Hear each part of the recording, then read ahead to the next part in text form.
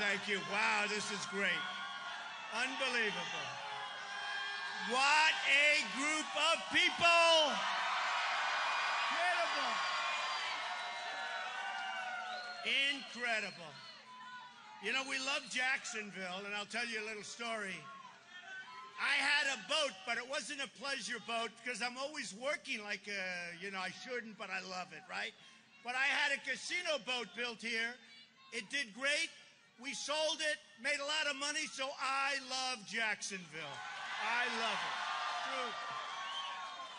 True. Great place, great people. We broke a record today. This is a record, and it's one hell of a beautiful place, isn't it? Isn't this nice? I just met a very rich guy, the owner of this big monster. Where the hell is he with his family? So amazing. They've treated me so good. Lenny Curry's been great. Everybody's been great. And I just want to thank everybody for being here. This is happening. This is happening all over. It's happening all over. No matter where I go, it's a message, and it's a movement. It's a movement. This is more than just like Donald Trump shows up, he speaks, he leaves. We're going to do something that's going to be so unbelievable. The whole world is talking about it. The whole world is talking about it. And we have to fight the media, constantly fighting the media. It's a constant battle. Because, they don't want it to happen. They don't want to see it happening. No matter what it is. Last night at Trump National Doral, I love that place. I love it. But we had an incredible group of people. Same thing, such enthusiasm. They want to make America great again. It's simple. It's a very good and a very simple message. The American dream is back. We're going to bring it back bigger, better, stronger than ever before. And we're going to make America great again. Now, I have to tell you, I love the Blue Angels. I hear they're around someplace. I love the Blue Angels. I love the Blue Angels. I do. So, a lot of things have happened over the last few days, and I have been the brunt of more bad press. For what? You know why? So let me tell you why. You know I love polls. I love polls. I'm in love with polls. When I did The Apprentice, I had the #1. I was in love with ratings. And even now, I'm in love. And it's good for us because when I go on these television shows, so last week, Chris Wallace, I did his show. He had his highest ratings in 6.5 years. That's great. That's on Fox. And then Meet the Press had their highest ratings. They had almost 4 million people. And Stephanopoulos had his highest ratings. And Face the Nation. And you know what it does? It gives us all power. And the reason we're getting those ratings is because people want to hear the message. It's an amazing message. And you know what it is? It's basically saying we're going to go out, we're going to work, we're going to get rid of all of these horrible restrictions. We are going to get the country, we're going to make it dynamic. You've seen my tax plan. The tax plan cuts taxes. We are right now the highest taxed nation in the world. And by the way, education, we're 28th in education. We have by far the most per student, per capita. We spend more money per student than any other country in the world. In the world, we're number 28 for education. Think of it. Just think of it. We have third world nations that do better than us on education because Jeb Bush and other people, they want to see education coming out of Washington, D.C. instead of locally. They like Common Core, and we can't have Common Core. We can't have Common Core. But I put in a tax plan, and it's been really well received by a lot of people. And it brings corporate rates down to 15%. It's a big simplification. Some of my friends that own hedge funds are not exactly in love with me because I take away the carried interest, which is a little complicated, but it means not good for them. Who cares? They make it a lot of money. And remember, I'm self-funding my campaign. Very important. Very important.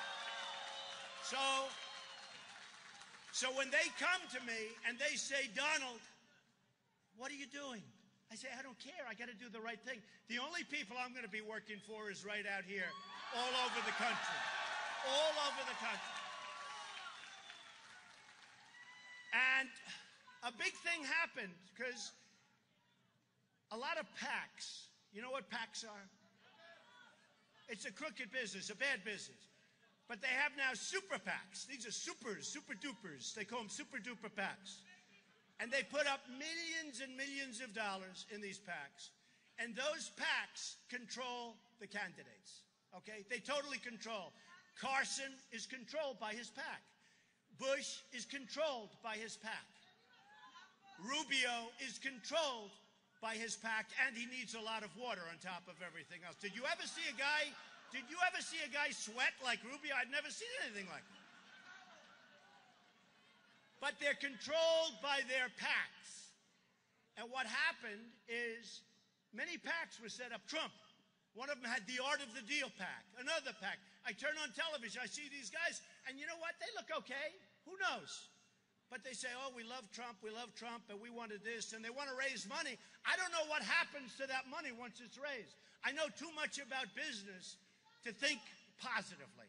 So I can just see one of these guys that doesn't have 10 cents, and all of a sudden he raises $2 million under a super PAC. Hey, I'd love it if it was spent to me, but I still don't want it. But I can imagine where the money goes. But worse are the super PACs that are set up for candidates where they go out and run campaigns like, if you look honestly, Carson in Iowa, being run by a super PACs. Bush all over. Bush now has got to cut back. Because think of this. Here's a guy wants to run our country, and he can't even run his own campaign. No, think of it. And you know what? He's cutting back big. He's cutting back 40%. And everybody's agreed to take a 40% cut. All of his people. I mean, I have like a few people. What do you need these people for? In fact, I'm very proud of something. I'm putting up, and I'll be putting up a lot of money. Don't worry. It's not cheap to do this. But so far, I put up less money than anybody else, and I'm number one. And other guys have spent, no, think of it. Think of it.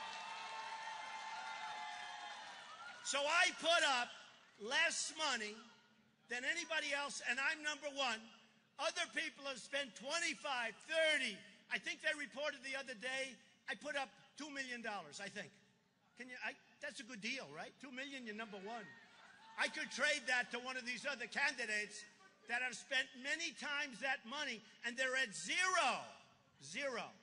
You have a couple of them, zero with an arrow pointing less, which means less than zero, and I don't even know what that means. But if you think about it, because that's what we have to do for our country. I'm not doing that in a braggadocious way. I don't care. I'll put up as much money as I need. I'm not going anywhere. That I can tell you. That I can tell you. I'm going to stay. I'm meeting the most incredible people. People like you. I mean, I'm meeting the most incredible people. So what happens is I put up, and there was a big story. Hillary's like in for $32 million. Bush is in for a fortune. Rubio's running out of money. He's got no money. He's running out. He spent much more than me. He's running out of money and not doing well. All of these people are spending money. And what I'm saying is that wouldn't it be nice if we had a country that would spend the least and be number one? Think of it. Wouldn't that be nice? Wouldn't that be nice? You know,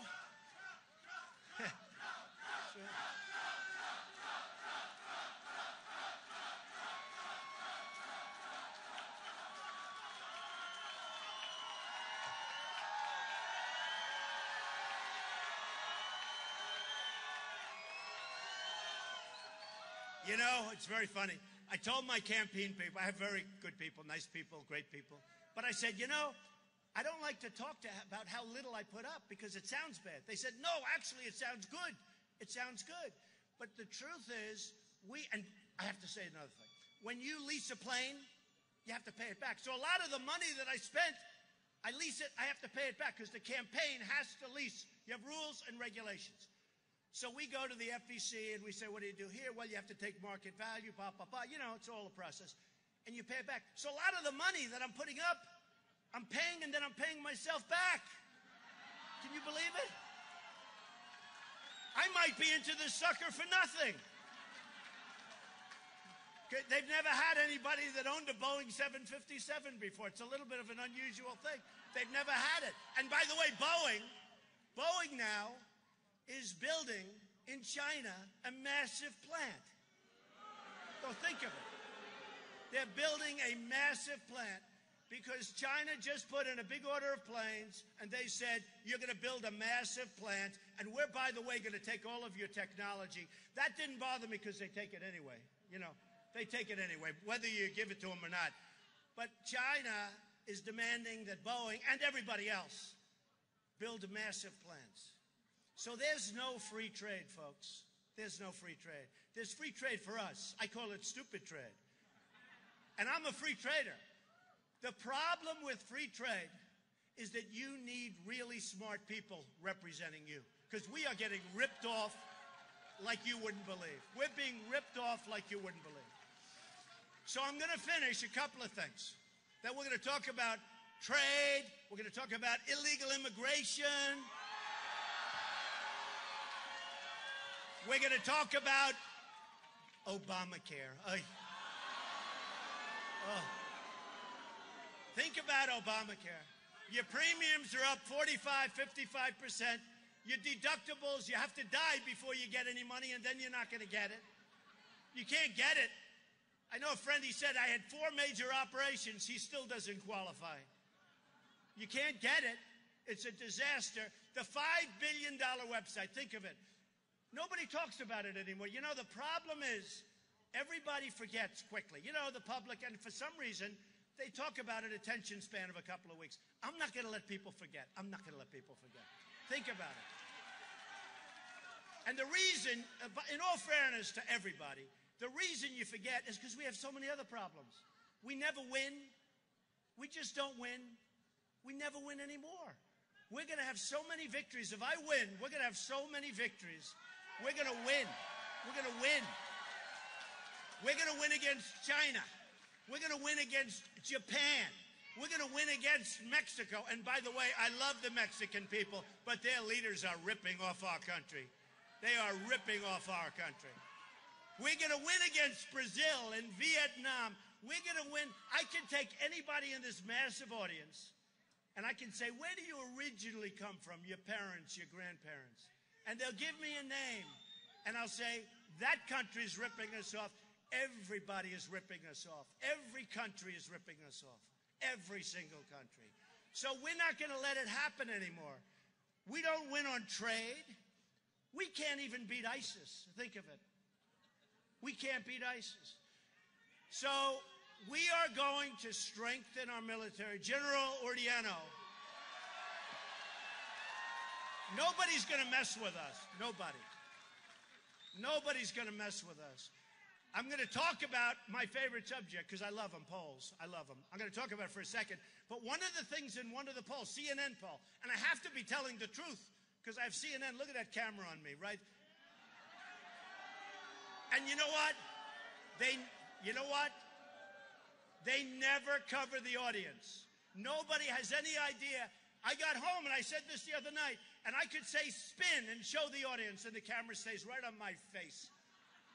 And I say spin, show the people. But I get home the other night, we had a fantastic crowd in New Hampshire. We had another fantastic crowd, an unbelievable crowd in Virginia. We're all over. We always have crowds. They're overflow crowds like this. And the camera never moves. You know, I really think I'm a handsome guy, but I really want to see the crowd. Right? The camera never moves. And I say fan. You know the word fan? And I watch them.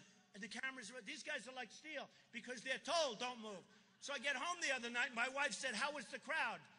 Your speech looked good. I said, what do you mean the crowd? You didn't see it? No, they didn't show the crowd. I heard people, but they never showed the crowd. They just show your face, and that's it. They never move. They do that on purpose. They do that on purpose. They're really, let me tell you, They're really dishonest people. Where's that Wall Street Journal? Hope, where's the Wall Street Journal? Where is the Wall Street Journal? Where?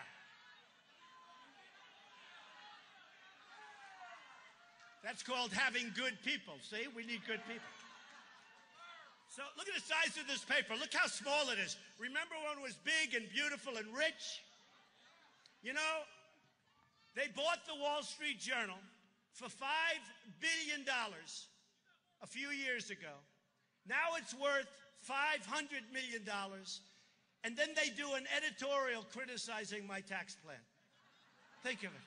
But here's the beauty, because we're going to go over it in a second. So I say, oh, gee, I mean, honestly, Bush is failing. He's a very nice person. Highly low on energy. He really is. He's low. He's low. He's low on energy. But he's a nice person. By the way, Carson is super low. I don't understand the whole deal. I don't know what's going on. Carson is lower energy than Bush.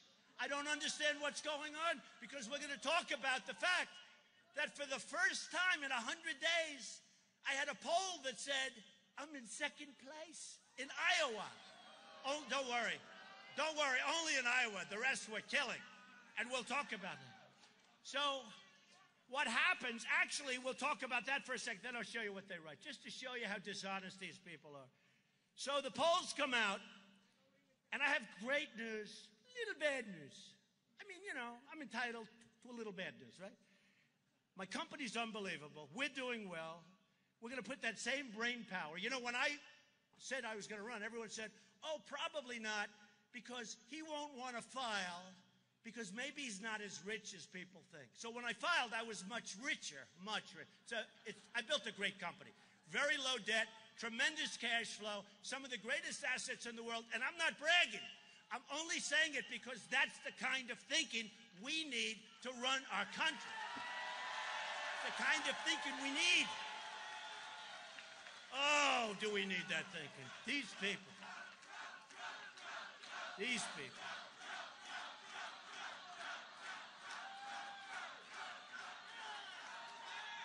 So, I get the news.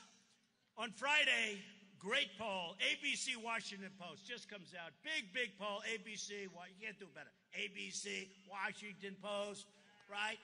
I'm killing everybody. I'm at 32. Way up from the previous. In New Hampshire, I get this incredible poll. I think I'm 20 points above number 2. Great. Nobody wants to say that.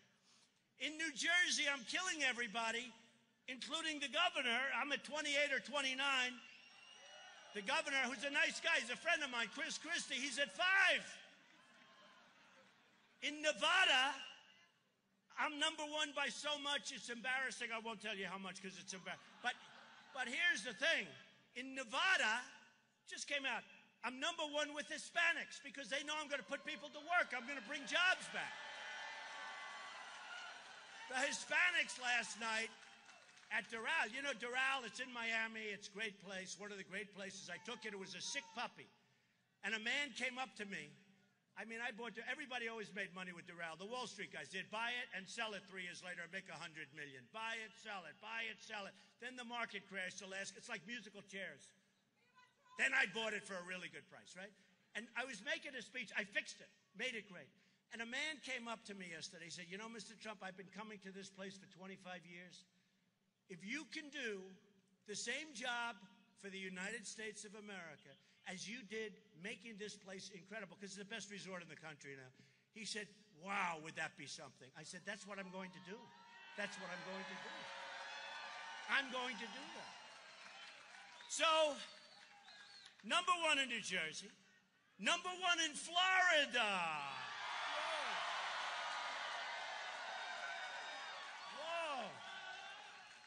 Trump is number 1. Rubio way behind. I mean, you talk about a guy who's sweating. Now he's really sweating. He's a very ambitious guy. He was very disloyal. I have to tell you about Rubio. He was very disloyal to Bush because everybody admits that Bush was his mentor, right? And everybody said he'll never run. Even I thought he'll never run because Bush was his mentor. and maybe it's Bush's time. So until we got to really know Bush and watched him perform, we all sort of liked him. I liked him too. What's not to like? Okay? Putin is saying, oh, I love Bush. Putin will love Bush. And he'll love Hillary. Will he push Hillary around? Will he push Hillary around? Oh, Hillary. So anyway, so they all said that Rubio will never run. He's a very ambitious guy, so he decides to run. So those two guys are fighting like crazy, and I'm laughing watching them fight. So I'm number one in Florida, number one in South Carolina by a lot, number one in North Carolina, number one in Ohio against, think of it, against another very good guy named Kasich. He's a good guy. He's the governor of Ohio. I'm number one. Everybody said, oh, if you use the governor of Ohio, you'll win Ohio. But I'm number one by a lot. It's not even close, right? You know that. So I'm number one in Ohio. Listen to this. Number one in Massachusetts. But listen to the number. Now remember, we started out with 17 people. Too many. It's ridiculous. I mean, why don't like 10 of these people just get out? They have no chance. So ridiculous. They think it's good for their brand. I think it's terrible for their brand, okay? I mean, a guy like Pataki, who's a lousy governor, he's got zero, and he keeps running. And then he tells people, I'm not a nice person. And by the way, I am a nice person. But we don't need nice. We need competent now. We need really competent. What a dope he is. Okay. They should get out, go back to their family, retire, enjoy your life. So listen to this one. Number one in Massachusetts, but listen. 48%. 48%. I think I'm 34 points above number two, Massachusetts. Great state, big state. Now, Tom Brady does love me. I know that. But he's my golfing partner. You always want Tom Brady as your golfing partner. But he said, I always want Trump as my partner. That was a good set. That could have an impact on Massachusetts. I don't know. But you know what? Number one in Massachusetts. So here's what happens. So Bush has no money. He's cutting. He's meeting today with mommy and daddy. And they're working on their campaign. Okay? They're working. And in all fairness, he wants to stay in. But I have some numbers. He's cutting everybody 40% across the board. And everybody's agreeing to it. So me as a businessman, we have a lot of business people here. Me as a businessman said, well, if he's cutting everybody 40% and every single person has agreed to it, why didn't he make that deal in the first place, right? Does that make sense? In other words, he's going to cut 40%, you make the deal in the first place. You don't wait till you're failing. So he's failing. Then he's got a finance director. Listen to this one. A finance director for a political campaign where he's losing badly and embarrassing his family. He's got a finance director who got paid already $1.3 million. Can you believe it? I mean, I have good people. My people are better than them. I pay them peanuts. Corey, you're getting paid peanuts. I don't pay like that. I can't mentally, you know? So I have all these polls. Now, that's the good news. Let me give you the bad news. So, and I don't actually believe it, because I was in Iowa the other night, and I had a crowd that was unbelievable. And I left Iowa. It was like a love fest, like this. It's a love fest, because they love the message. It's not, and I don't even know, maybe they like me. I think people do like me, you know. I like people. But they like the message, right? So I'm in Iowa. We have an I come home. Let me give you the bad news. I'm number 2 in Iowa. I said, I don't believe it. One's Bloomberg. They hate me. The other one is a super liberal newspaper, the Des Moines Register, which is third rate, totally third rate, not respected in Iowa. It's a third-rate, crummy newspaper. So I got these 2 polls. Bloomberg hates me. Don't forget, Michael did want to run for president. Remember that. But he's totally against the Second Amendment, so it's no good. Can't run. I'm for the Second Amendment, folks. Remember that. Remember. But Michael, who I like, but he's always wanted to run. But, You can't. And then he started doing the thing with the colas. You know, you can only have a thing this big and this. And so you see these people coming out with seven containers of cola. Started getting a little bit mixed up. That's called mixing government into our lives a little bit too much, right? So I get a Bloomberg poll, and it wasn't even bad. I'm in second place. Hey, I know 14 other candidates would love to be in second place. But I said I don't believe the poll. But nevertheless, it came out. Now, nobody covered that I have 48 in Massachusetts. Nobody covered that the biggest poll of all, the Washington Post, ABC, and I wouldn't say they're in love with me, that I'm at 32 and killing everybody. And don't forget, when you say 32, when you have 15 people and you have 32, who gets 32? I'll tell you, you know what? As a poker player, as any kind of a card player, I'll take that hand right now and never, ever lose. Ever. You know, when I started out, before I announced I was running, my wife said, you know, I have a wonderful wife, Melania, and I have a wonderful daughter, Ivanka. Wonderful. But my wife said, you know, darling, if you run, you're going to win, don't you? I said, what are you talking about? She said, people love you. And they want your toughness, and they want your they want you to help. The country's going to hell. They want you to help. And I said, well, I don't know. I don't like to think about it. So before I ran, nobody thought I was going to run. And a poll came out where I was at 3. Think of it. I was like all these guys. But that's because nobody thought I was going to run. But then I announced I was running. Then I filed this incredible financial statement, which I'm proud of. I might have filed it even if I didn't run. I was actually going to file my financials even if I wasn't going to run, because it takes guts to run. Let me tell you, it takes guts. Not easy. You understand. Look at that guy. He looks like he's rich, but you understand what I mean. It takes guts. I've got a lot of really wealthy friends, and they're saying, man, how do you do that? That takes guts. I could never. It's very interesting, but it takes guts. So every week, a new poll would come out. So I went from 3 to 6, and every time I went up, they say, well, that's his plateau. He's got those people, but that's his plateau. You know, the talking heads, most of whom are incompetent, and really, I mean, these people are, and they're angry. They're so angry at me because I proved them so wrong. They're so angry at Trump. They hate me. But the talking heads would say, well, so I'm at 6. Well, I could see how he got to 6, but you know that's a plateau. Then I go up to 12 the next week. Well, you know, that's a plateau. Then I go to 18. Then I go to 20. Then I actually had one last week that was 41. I said, I'll take that plateau. I don't want to do any more polls. But every week I was at a plateau. So what happens, and it's incredible, we go out, we do the polls, but last 2 days ago, a day ago, I get these 2 polls. Remember, I don't believe them. I don't believe them. In Iowa, one place, and I love Iowa. And look, I don't have to say it. I'm Presbyterian. Can you believe it? Nobody believes I'm Presbyterian. I'm Presbyterian. I'm Presbyterian. Boy, that's down the middle of the road, folks, in all fairness. I mean, Seventh-day Adventist, I don't know about. I just don't know about. But, so I'm Presbyterian, I get these polls, and I'm losing by a little bit. So, headlines all over the place. For 2 days, headlines. Trump losing in polls. I just want in fact, I have like this great memory, but there's so many that I'm winning, I wanted to write them down because I want all of them. And many more that I didn't write. I'm winning on everything, every national, but for some reason I had a bad week in Iowa, which I don't believe.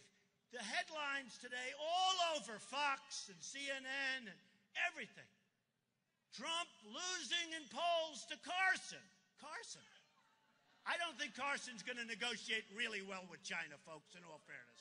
Okay? I don't think so. And I like him. I don't think so. Because it's not about like. You know, people come up to me, do you think you're a nice enough person to be president? I said, you know what? I'm a nice person, but it's not about niceness. It's about super competence because, man, we are getting killed. We are getting killed. So all over. Now, had I won Iowa, it wouldn't even be mentioned. Believe me. It wouldn't even be mentioned. There would be no story whatsoever. Nobody wrote that I was 48 in Massachusetts. Nobody wrote anything or very little about South Carolina, New Hampshire, all of these other places that I named. Practically nothing. And I knew it because they are so bad. They are so disgusting. I know it. Not all of them, but 70%.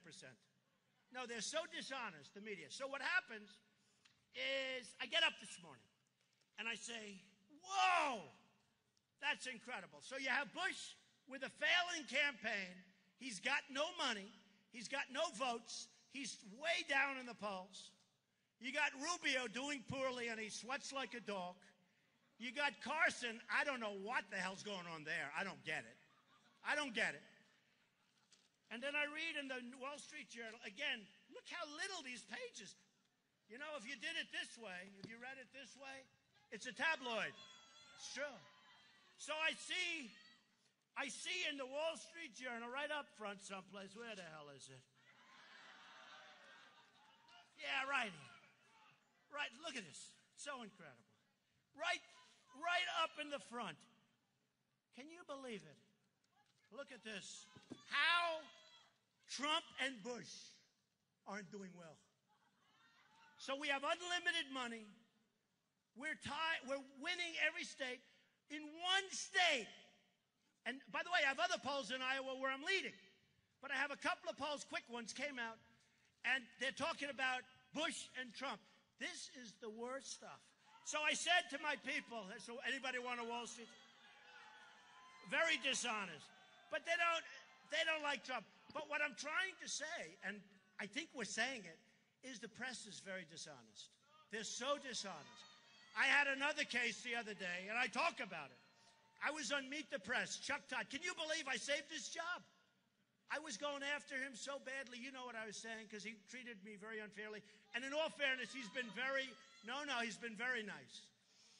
So I'm leading in every category. This is 2 weeks ago. And he said, would you ever quit the race? And I said to myself, what kind of a question is that? You know, when you're leading, why is he asking? But I thought I'd give him an honest answer.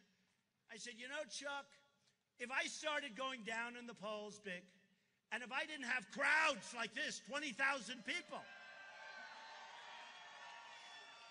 the owner, who's a great guy, and his family just told me it's a record. It's over 20,000 people. So if I didn't have crowds like this, if I didn't have any gravitas, if I wasn't doing well, if you wouldn't be calling me to do interviews, which is like every 2 minutes they call me, then I would certainly consider leaving the race. And I thought it was a very good answer.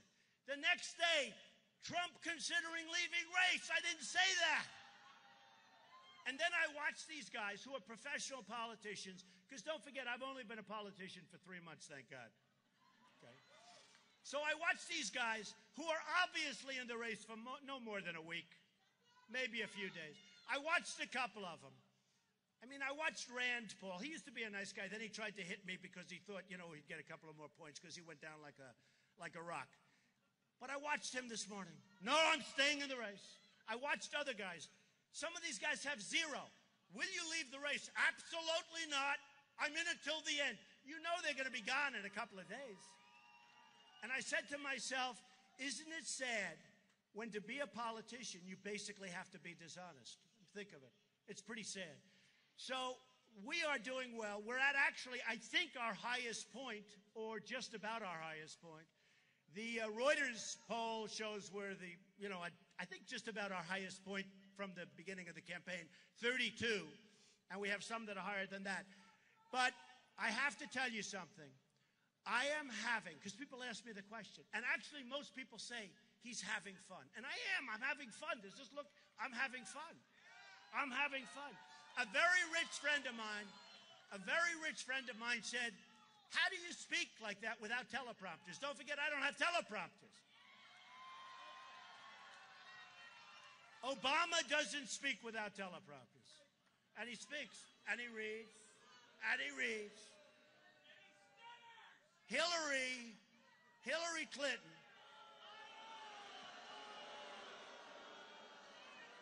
No, Hillary Clinton the other day, she was outside, and the sun was hitting her. She had the biggest teleprompters I've ever seen, and they were painted black on the back. I've never seen that. Usually, at least it's clear glass.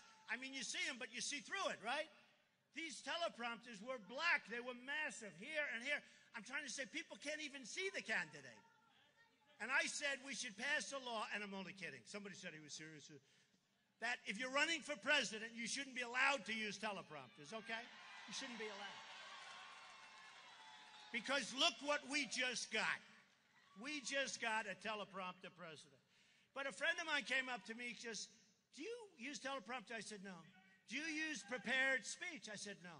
He said, how do you speak before all these people with sometimes 7 or 8 live cameras on? Look at these guys. Look at the cameras there. They're going crazy. And they don't know when to turn off. Because if I hit CNN or if I hit Fox, you know, all of a sudden, we're going to commercial break because they know when I'm getting ready, right? We're going to commercial break. They have to do it quickly.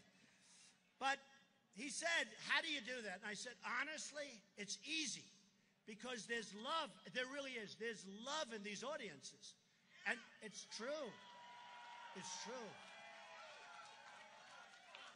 It's true.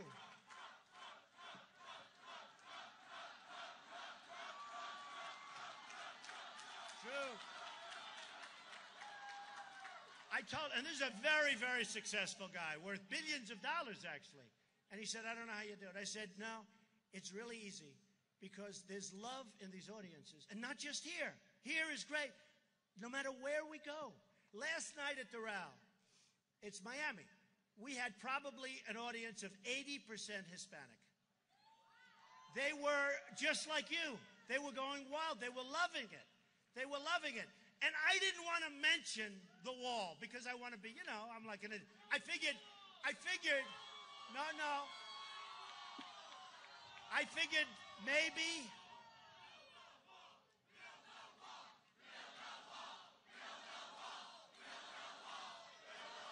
This is what happened last night. So, being a great diplomat, I decided that, you know, Miami, mostly Hispanic. I have thousands of employees who are Hispanic. Over the years, I've hired thousands, and they're great. But, you know, you have to be intelligent. So I'm in Miami. I could see it's a largely Hispanic crowd. So I'm getting toward the end of the speech. Everyone's having a great time, and it's hard to have a great time when everything's negative, right? I mean, we don't have one positive thing to say except hope. That's the only thing. We have great hope. We have great potential. But we lose with everybody. And yet we all have a great time because that's what they're looking for. But I'm toward the end of the speech, and somebody, Hispanic, shouts out, Mr. Trump, what about the wall? And the audience went crazy. They want the wall. They're all Hispanic. It's amazing. They want the wall.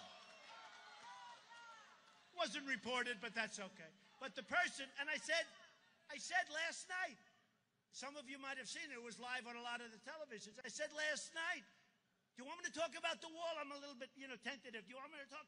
They're all screaming, yes, we want the wall. Because people, including the Hispanics that are here legally, they don't want people coming into our country illegally. It's as simple as that. And then I have, you know, the criticism I get. I mean, think of it. The criticism I get is so incredible from people that 10 years ago all wanted a wall. You know, I'm getting articles because I love to do this. We get ready for the opponents. I'm starting to think about it. And if you look back 10 years and 12 years ago, many of the biggest people against the wall, it's not humane. The wall's not humane. It's okay for people to come in our country illegally. It's okay for Kate to be brutally killed in San Francisco by somebody that comes in. Think of that. Somebody that comes in 5 or 6 or 9 times, they don't even know, and shoots her in the back, this incredible woman.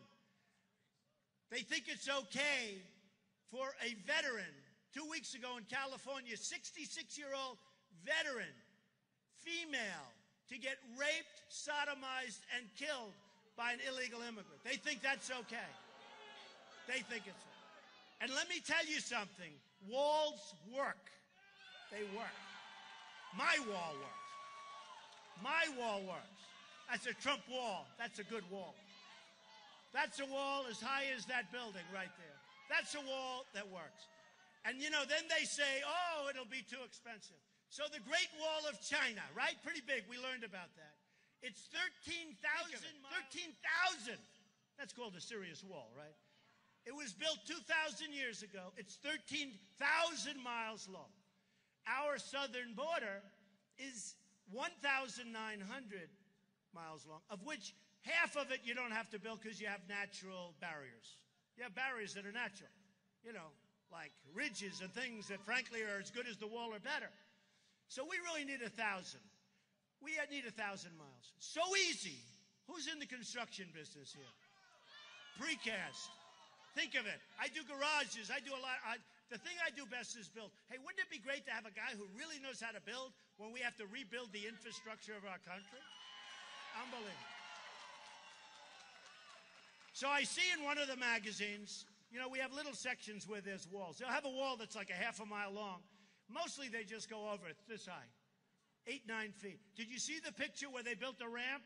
Where they have a ramp going over the wall and they have trucks going back and forth over the wall carrying drugs? This is our walls. We're run by stupid people, folks.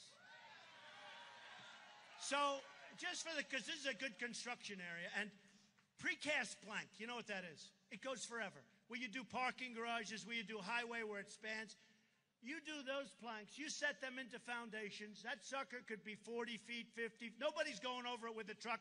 And if they get up there, it's a long way down. There's nobody going through that wall. And we can do it very reasonably. And besides that, Mexico is going to pay for it. Mexico is going to pay. 100%. 100%. You know, I had a couple of these guys I'm running against. They know nothing about negotiation. Nothing. Zero. And they said, Mexico won't pay for the wall. I said, why do you say that? Because they won't. Well, I make deals all the time. I was telling them last night, I had a deal at Doral to buy it for $170 million. It was worth $400 or $500 a few years back. Then the market crashed. I made a good deal. I bought it for $170. Then I said to my daughter, Ivanka, watch. I'll get some money off the price. Now, I had a signed contract for $170. I go in, I see these beautiful-looking people. The Wharton School of Finance, Harvard Business School, Yale, Stanford, like 6 of them. They were like from a movie. Better looking than Tom Cruise. I mean, you know. No, they were like from a movie. Suspenders. Always had the jacket off. You know, the suspenders. This is central casting. I said, watch this, honey. I'll pick up some money. Okay? So I go in. I say, fellas, I signed a contract at $170. The place is a shit house. You didn't tell me. You didn't tell me it was this bad. You didn't tell me it was this bad. You guys have defrauded me. And I'm not going to close. You got to have the contract signed to do this because there are about 30 people that wanted to buy it. You know, it's this massive acreage in the middle of Miami. It's not like, you know, it's really good stuff. So you got to have the contract. And I'm not saying this to be a wise guy either. Everything I say is because this is the kind of thinking our country needs. We need this sick thinking. Do you understand that? But I did it because I wanted to show off to Ivanka.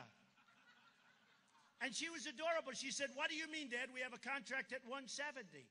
I said, just watch. So I said, you guys told me this and you told me that. You've defrauded me. I'm not closing the deal. Yes, you are. I'm not closing the deal. I'll offer you 100. They say, no way, we want 170.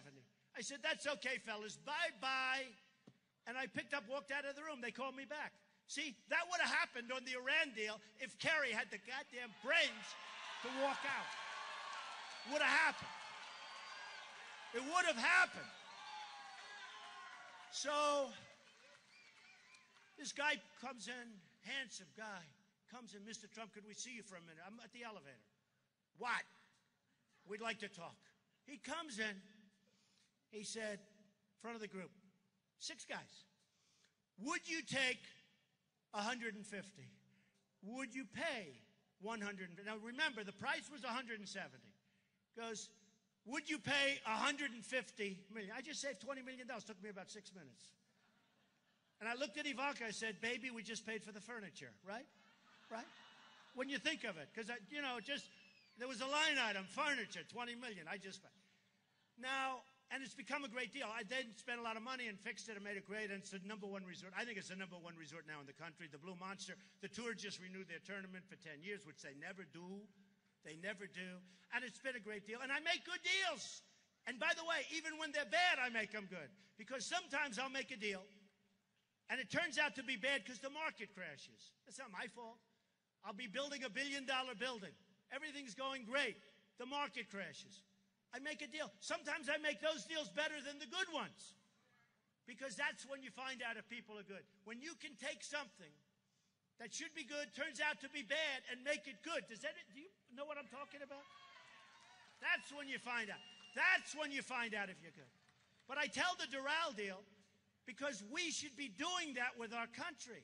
China is making, we have an imbalance, a trade imbalance with China of almost $400 billion a year. Think of it. And then I see Obama last week, the heads of China. Think of it. Well, you can't say that right now.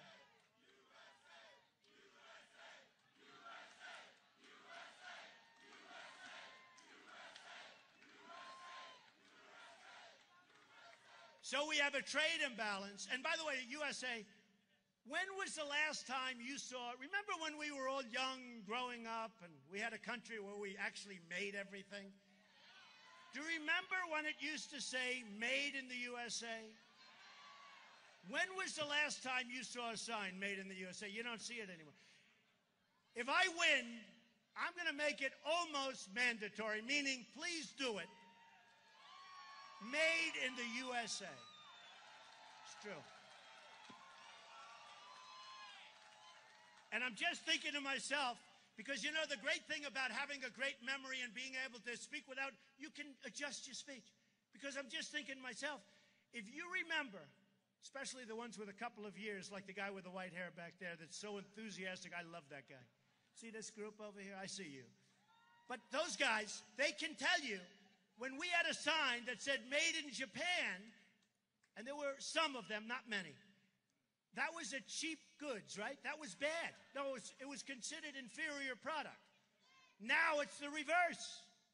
But we don't even see signs made in the USA. I tell the story all the time about my friend. Japan is doing a very big number on us. They've devalued. They have Abe. We have nobody represent us. We have Carolyn Kennedy. You've heard that story. Carolyn Kennedy. Give me a break. Give me a break. Japan is doing great. Japan is devaluing the hell out of their currency. Did you see the report that just came out on Caterpillar Tractor? Well, I've been talking about this for 1 year, and I've been telling this story for 1 year. And I said, I think Caterpillar's in trouble. They came out with horrible numbers yesterday because I'm a natural business person. I know. What happens is a friend of mine's an excavator, and he was very depressed. And he was depressed. I said, what's wrong with you, Harold? And he said, I just bought Komatsu tractors from Japan, which are okay, but they're not as good as Cats, but they're fine. I said, why? You've always bought. He said, Donald, all my life, I bought Caterpillar tractor. And I'm so, the excavator, the big excavator. He's a big guy. But they gave me Komatsu and the country together, gave me a deal that I couldn't turn down. And I feel bad about it. But I owe it to my family, to my wife, to my company, to my employees to make the best deal. I said, I agree. But they did it through devaluation. Our new trade pact doesn't even talk about devaluation, and that's the #1 tool of how we're being taken advantage of in our country, is currency devaluation and manipulation. In China, in Japan, in Mexico, every country that's killing us, and we don't even talk about it in that horrendous trade pact that they're just signing now. We don't even talk about it. Somebody said, do you like it? I said, it's horrendous. Why can't they just put it off till I become elected? Believe me, it will not be that deal. Believe me. So it won't be that. So Caterpillar came out with very bad numbers yesterday. I don't care about Caterpillar, but, I like to see American companies do well. They came out with very bad numbers. And it was very interesting. And I've been calling it, you've heard me talking about this. How long have I been talking about Komatsu? People are buying Komatsu crap instead of Caterpillar. All because of currency manipulation. Everything. All because of, oops, we have a person. You okay? Yeah, help them out. Do you have a doctor? You okay? Good. You just take your time. Take your time. Just fainted. Tell her I love her the best. I love the women that faint when I speak. Those are the ones that love me. That's fine. We want to make sure they're fine.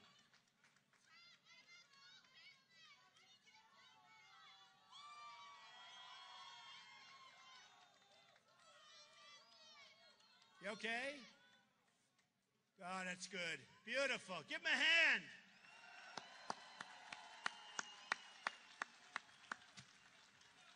Beautiful.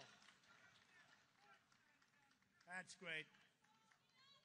Strong people. That's the kind of a guy I love.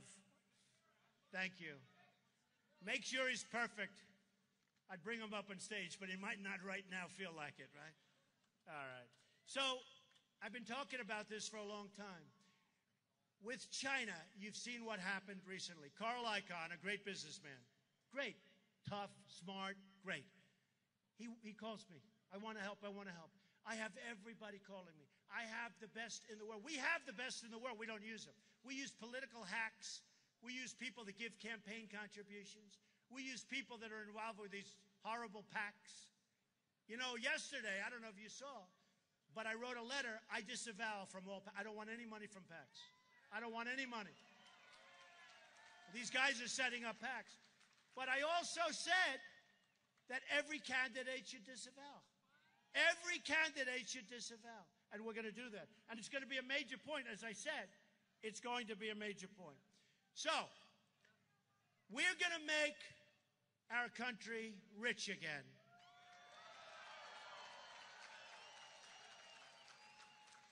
A person said to me the other day when they heard me say that, oh, I don't know if that's very nice, using the word rich. You know, we have no choice. We owe $19 trillion. We're losing on every single deal we make. We've got Sergeant Bergdahl. This guy is a traitor. No, think of it. You see, even though it's a different thing, it's military. You know, in the old days when we were strong, you know what happens to Bergdahl? Bing, boom, he's gone. He's not even going to get jailed. Do you believe it? He was a traitor. Think of it. He was a traitor.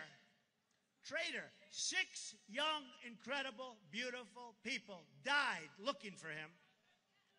And they just announced he's not even going to get jail time. He has psychological problems. He's got psychological problems. Look at ISIS. ISIS cuts off heads. They cut off heads. They drown people. They shoot anybody they want. What they do to women is beyond belief. What they do to everybody is beyond belief. And I watched a general on television a very short while ago, month ago, and he was talking on television.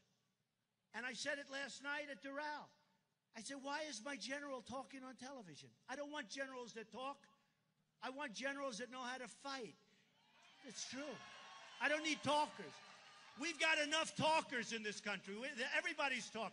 Politicians are all talk, no action, nothing gets done. Nothing.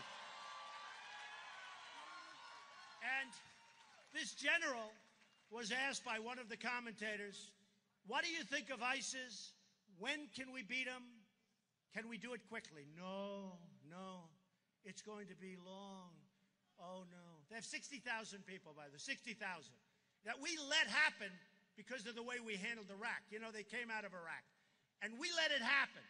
So they have, he goes, no, very tough. And I'm saying to myself, can you imagine General George Patton saying ISIS is going to be tough? Can you imagine General Douglas MacArthur saying, oh, gee, ISIS is going to be tough? We send military weapons. We send Humvees. I always tell the story. 2,300 Humvees to our so-called allies. One bullet gets shot in the air and our allies run, and the enemy ends up with, listen to this, 2,300. You know how many that is? I thought it was a mistake. I thought they meant 3 or 5. 2,000. How do you get them over there? One bullet. And these are the armor-plated ones. These are the ones that are really good. These are the ones that if our soldiers had them, you wouldn't have the wounded warriors to the extent you have. They'd have their arms. They'd have their legs. And you know who has them right now? ISIS and our enemies has it. They don't do equipment. They shoot a bullet in the air, and the people we give this stuff to, they just go in and take it, and they run. We don't know what we're doing, folks, and it's got to change. And the reason I always bring up Bergdahl, because he's garbage. He's garbage. He's garbage. And you know what? And frankly, you know, it's never politically correct even to say it. If I had my choice, I'd fly him right back into the middle of that zone. I'd drop him right on top of those. True. True. But with Bergdahl, he's emblematic of the way we negotiate. So we get a traitor, Bergdahl, who should be executed. We get a traitor, Bergdahl. And the other side gets 5 of the greatest killers that they've been after for 8 years. So we give them, who are right now back on the battlefield, killing everybody that's in front of them. And believe me, they want to kill you too, believe me. So this is the way we negotiate. The Iran deal, think of it, just think of it. Think of the Iran deal. 24 days to inspect. Now, why can't we say we want to inspect and you go in and you inspect? 24 days. And before the 24 days start, there's a whole legal process. So the 24 days could be much more than that. I guarantee you, I'd have that place so nice, so clean, so wonderful. I'd paint the floor battleship gray, right? Battleship gray. I love the concrete floor painted. Nobody's going to know what I'm doing. 24 days. Then they have another section where they can do their own inspections. They call it self-inspect. Do you believe this? Iran. Then you have, as Obama calls him, the supreme leader said, nobody, I'm not calling anybody a supreme leader. You know who my supreme leader is? My supreme leader is up there. It's true. I'm not calling anybody the supreme leader. Obama, the supreme leader, said. So we're in the middle of a negotiation, and the other side is dancing in the streets, calling the Americans stupid, saying we want to kill Israel and we want to kill America, and within 25 years, Israel won't exist and the United States won't exist. And Kerry keeps negotiating. Then he decides to go into a bicycle race, breaks his leg. Now, you ever see anything like this? He breaks his leg. Why is a guy in a bicycle race in the middle of the most important negotiation? Why didn't he walk? Why didn't he do the same thing I did with Doral? Walk and double up the sanction. They'd be calling you by the end of the week begging to make a deal. They were dying. Why didn't we do that? So with all of these problems with the deal, which is going to lead to total nuclear proliferation, but with all, as you know, we used to have 3 hostages, now we have 4. So they didn't want to put that in because they didn't want to complicate the deal. Do you believe both Obama and Kerry, we don't want to complicate the deal. We're giving them $150 billion, which is insane to give them money. We shouldn't give them anything.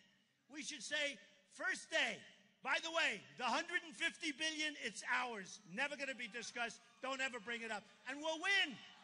We'll win.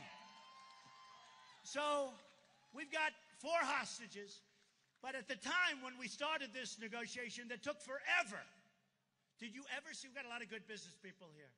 Did you ever see a deal that took so long? You know, we're not sending a rocket to the moon. Did you ever see, this deal never stopped. It's still going on. But we're giving them this money. So we get 3 hostages, now we have 4. And I just heard now Iran wants to start a new negotiation for the hostages. So they want to do it. And here's what they want. And I watched this guy who's far too sharp for our people. I watched their chief negotiator. By the way, the Persians are great negotiators, okay? Somebody will say, that's not politically correct. We'll give them Hillary. You know, how about Hillary negotiating? How about that? Who would you rather have negotiating, Hillary or Trump?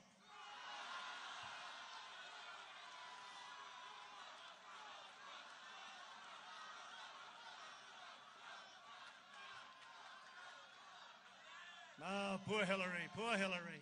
That's what we need. We need Hillary. Ay, ay, ay. You want to have a mess of a country? You want to have nothing but problems? You want to have a country that's going to go to hell? You have Hillary elected president. You're going to have a country that's going to hell. I'll tell you right now. So think of this. So Iran, Persians, great negotiators. The deal is done. They get everything they wanted. 100%. We folded on every point. We're giving them $150 billion. Now they have so much money, they're going to go and help with Syria. They're going to help Russia with Syria. They got money. Wait till you see. They don't need nuclear weapons. They can buy them. What the hell do they have to come? They'll buy them. So now you take all of this, and they call last week. We'd like to start talking now about the hostages. You believe this? They want 19 people for R3. The fourth is off the table because we're not giving you all four back. We want 19 people, and then he goes, and we want many other things. We want many other things. And that's why when I come around and speak, I have the biggest crowds by far, and that includes the communist Bernie Sanders. I'll be honest with you. I'll be honest with you. I'll really be honest. I shouldn't say this. Say it. Do you believe this? By the way, I love this dais. This is the biggest thing that it's almost like I'm falling in bed. It's like the biggest thing. I'm 6'3", and I'm like, it's so comfortable. Would you rather run against Sanders or they call her secretary? Great secretary. Secretary Clinton. She was a great secretary. The world fell apart under her watch. Secretary. Now, every politician would say, it doesn't matter, whoever it is. Honestly, I'd rather run against Hillary. I'd really rather run against Hillary. I actually think, look, I shouldn't say this either, but I will. Do you mind? She's going crazy. Say it. So, he's given away too much. He may be hard to beat. He's given away everything. Free education. He's given away everything. By the way, if you're an illegal immigrant under the communists, if you're an illegal immigrant, you get treated better than our veterans. You get treated better. He wants to give free education. He wants to give free medicine. He wants to give everything's free. There's only one problem. You're going to pay for it. It's called taxes. It's called taxes. But honestly, I told somebody last night, I did some of the shows, and I'm on Jake Tapper on CNN on Sunday at 9 o'clock.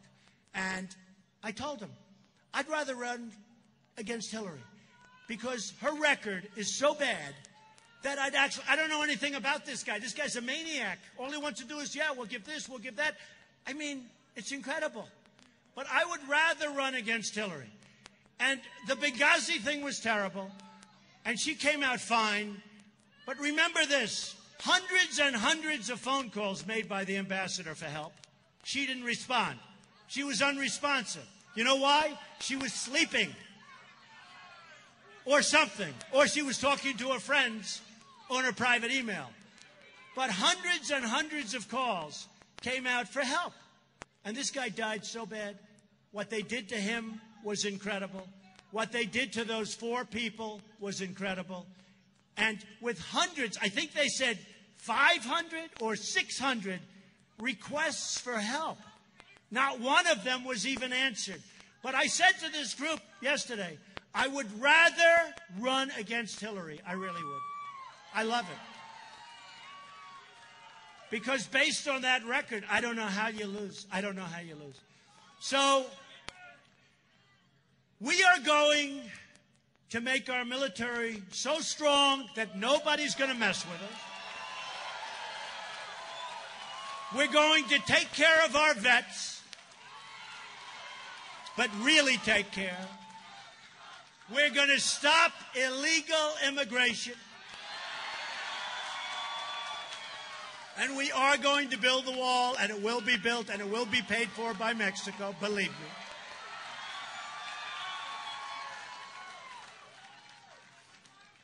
We're going to repeal and replace Obamacare.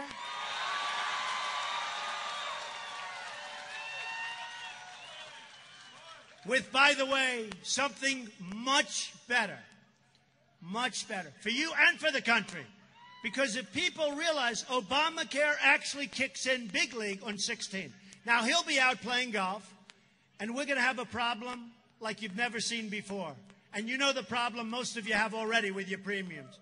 So we are going to repeal it. We're going to replace it. I promise you our website will not cost $5 billion, and it will work. It will work. We're going to renegotiate all of these. Think about Doral.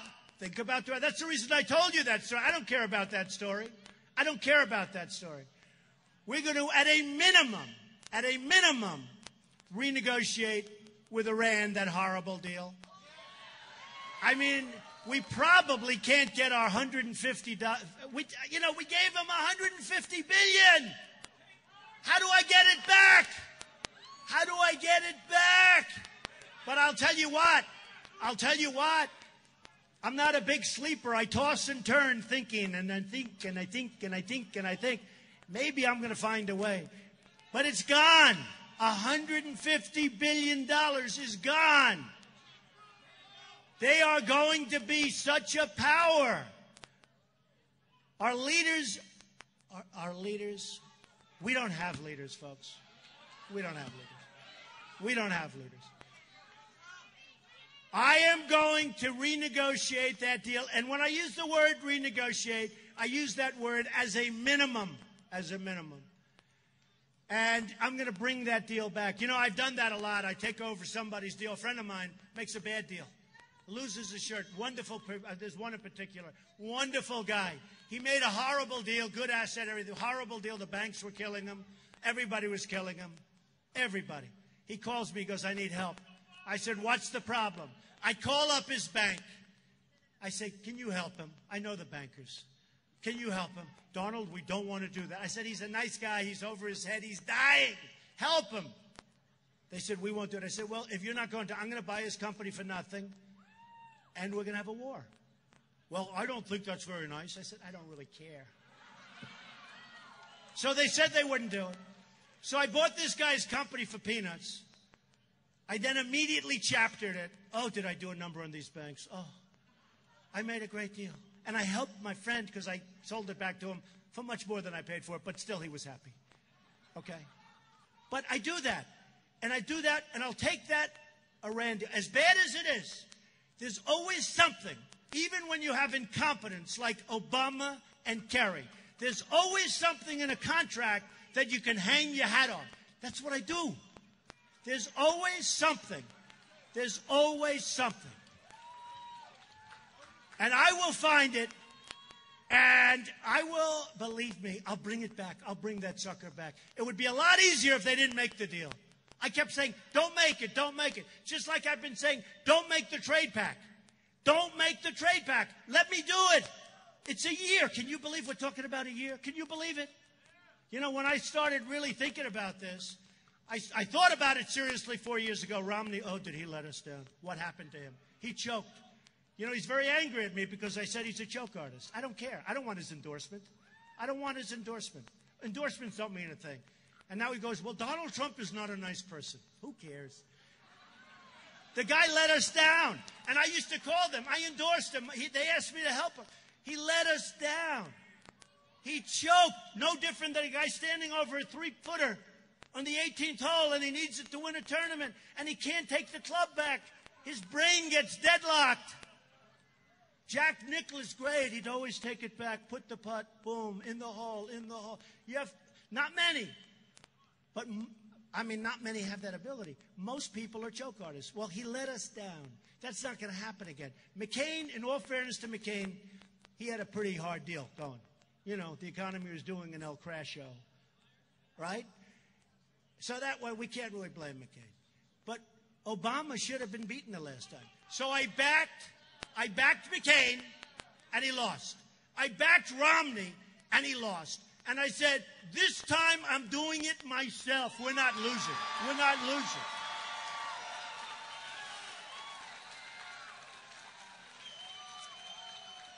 So we're going to renegotiate, and we're going to do things with the Iran deal. Thank you.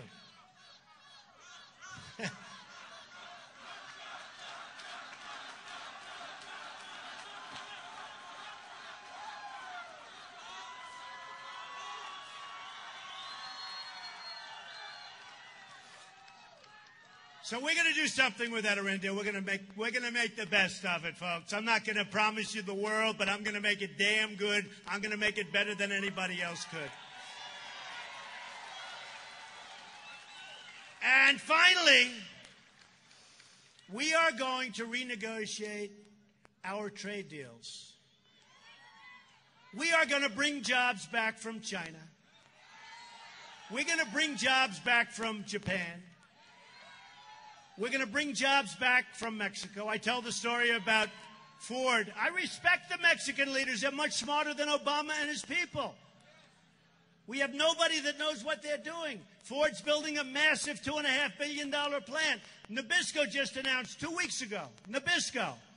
They just announced that they're moving Oreos. My Oreos. Oh, I'll never have another Oreo. They're leaving Chicago.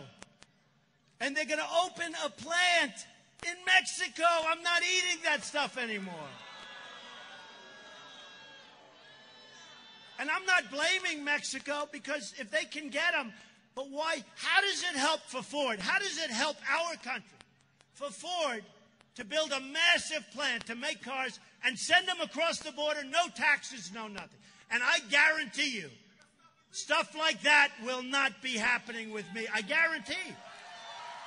And if it does, and I tell the story all the time, if it does, I'm going to call up the head of Ford and I'm going to say, folks, guess what? Congratulations on your plant. You are paying a 35% tax every time you send a car in. Because they're closing plants in Michigan and all other places in order to build this massive monster plant.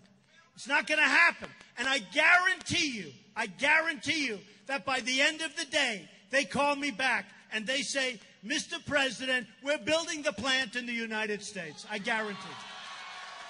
And Nabisco's not leaving, and other people. We're going to fight to keep our jobs. We're going to fight against corporate inversions where they go out to get their money because they can't get the money back into this country. $2.5 billion, that's the legal fees. But they have probably $3 trillion offshore.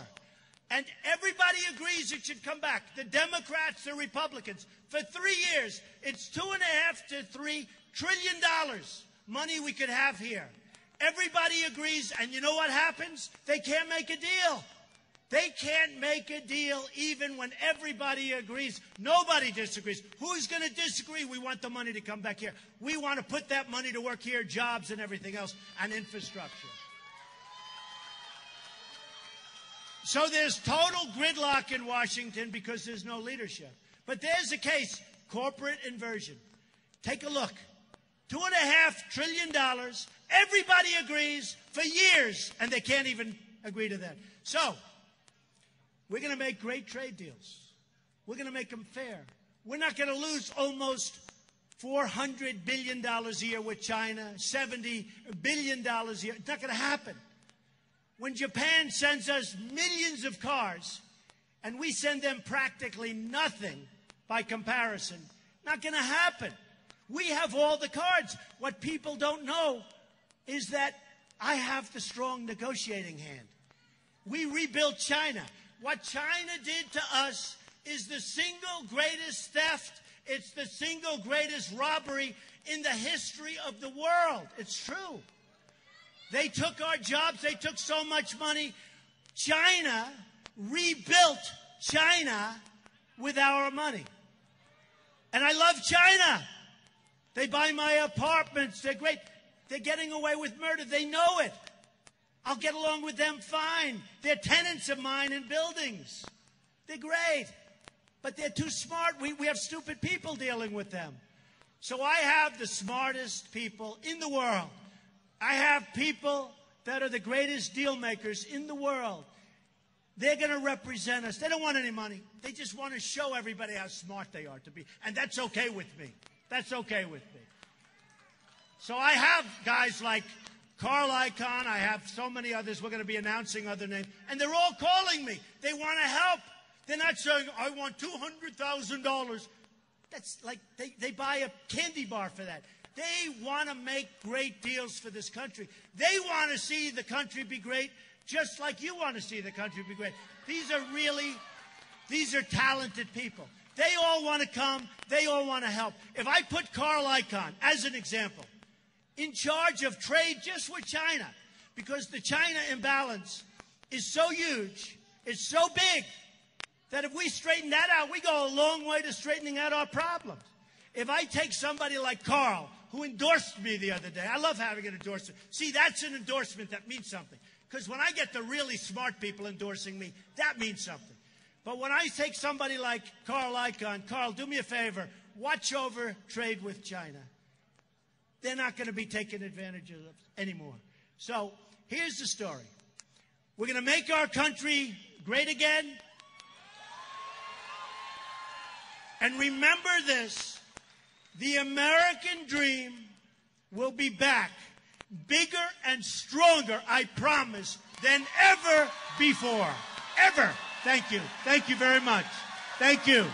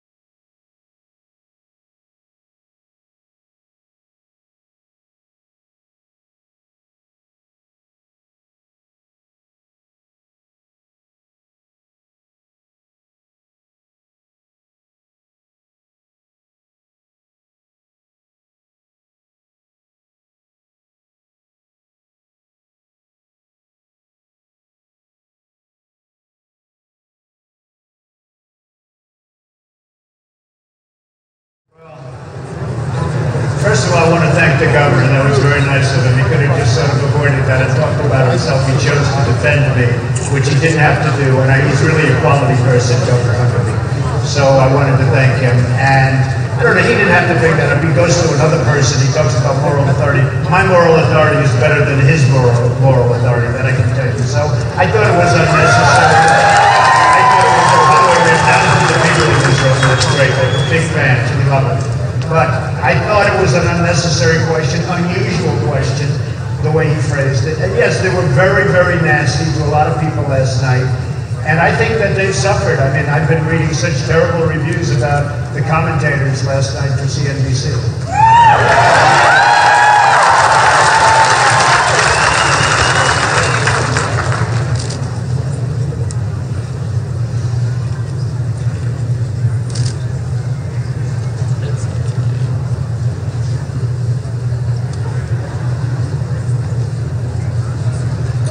It's really new. Perhaps I'm going to tone it down a little bit because of the way we've done so well. You know, it's sort of interesting. I wish the country could do this. I've spent less money than anybody else, and I'm #1 in the polls.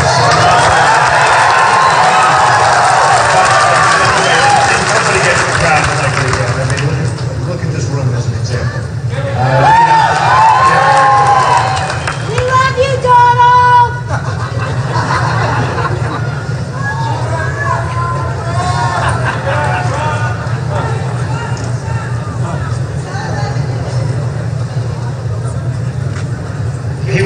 unsuccessful. Let me tell you, Bill, I'll tell you, he was very unsuccessful. And every commentator, even the haters and losers that I read all the time, they said that he was put down so strongly that for the rest of the debate, he was just sort of limping along. He hit me at the beginning of the debate. I hit him much harder than he ever thought possible, including the fact that he worked for Lehman Brothers, which took down the world. And this guy was working for Lehman Brothers when it collapsed. And frankly, I think he took a very, very hard hit. And he was not the same. So that's, whether you like it or not, that's the way it is.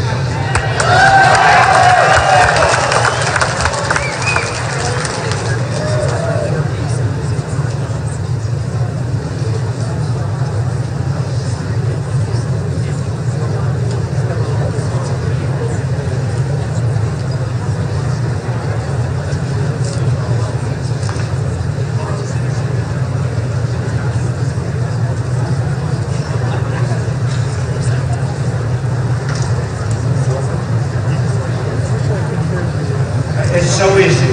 It's so easy. I'll counter it very simply. I built a great company. I've dealt with nothing but politicians over my life. I've been so involved in politics, and frankly, they're all talk, no action. Nobody knows politicians better than me. They're really easy to deal with, that's for sure.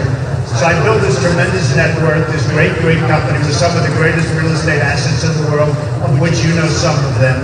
And this is all over the world. I deal with many different countries. I'm in many different countries. And I've had tremendous success. I have thousands and thousands of employees and tens of thousands of employees over my lifetime. I have more experience than any politician, practically, that's ever lived.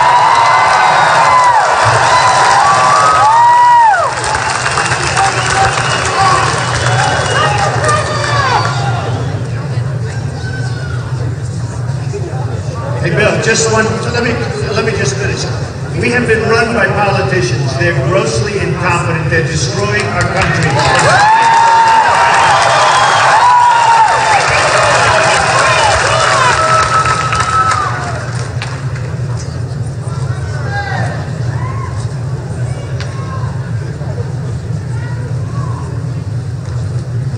I don't think it's accurate. No, I have a very good tax plan out there. I put in many policy statements, including my Second Amendment, of which I'm very strong in favor of the Second Amendment.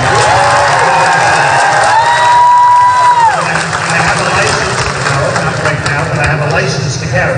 I have a license to carry, I'm not carrying.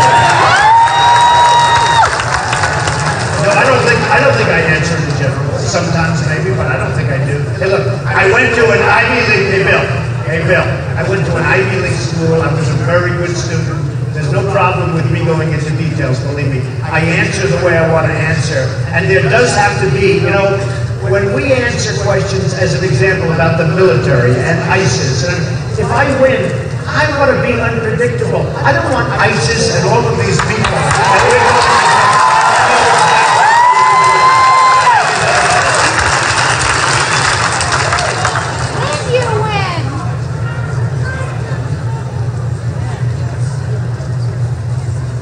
Thank you, Bill. Thank you very much.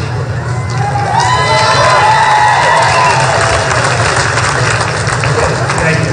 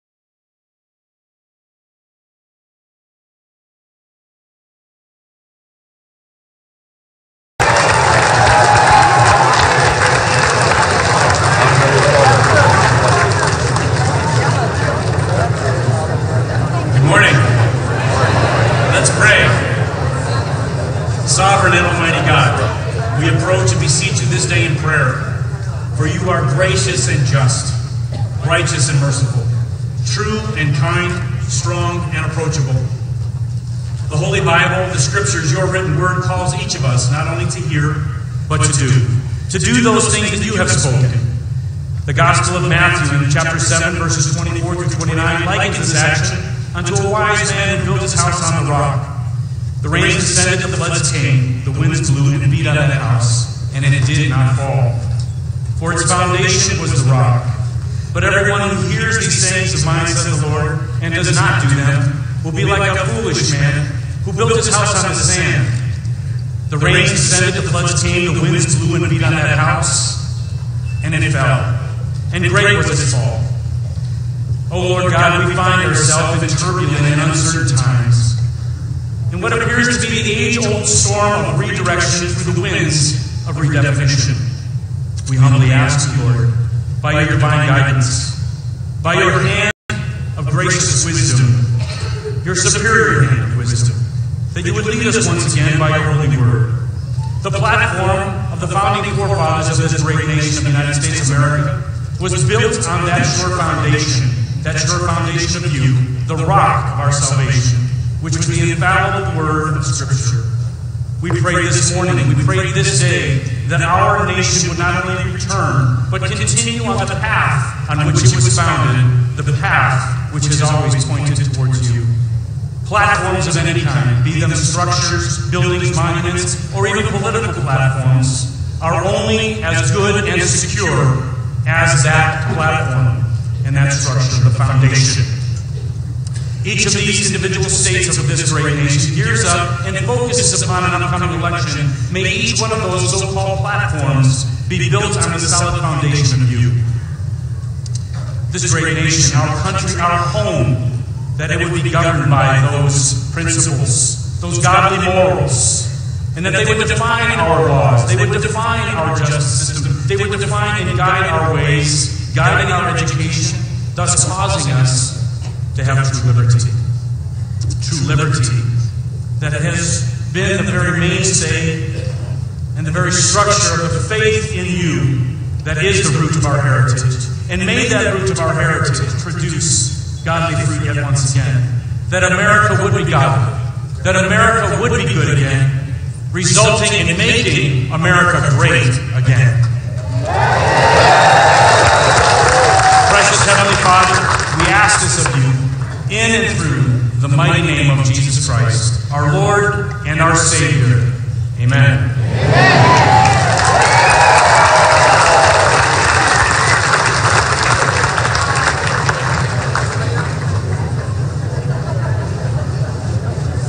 Ladies and gentlemen, please welcome to the stage Miranda Hoover for the Pledge of Allegiance.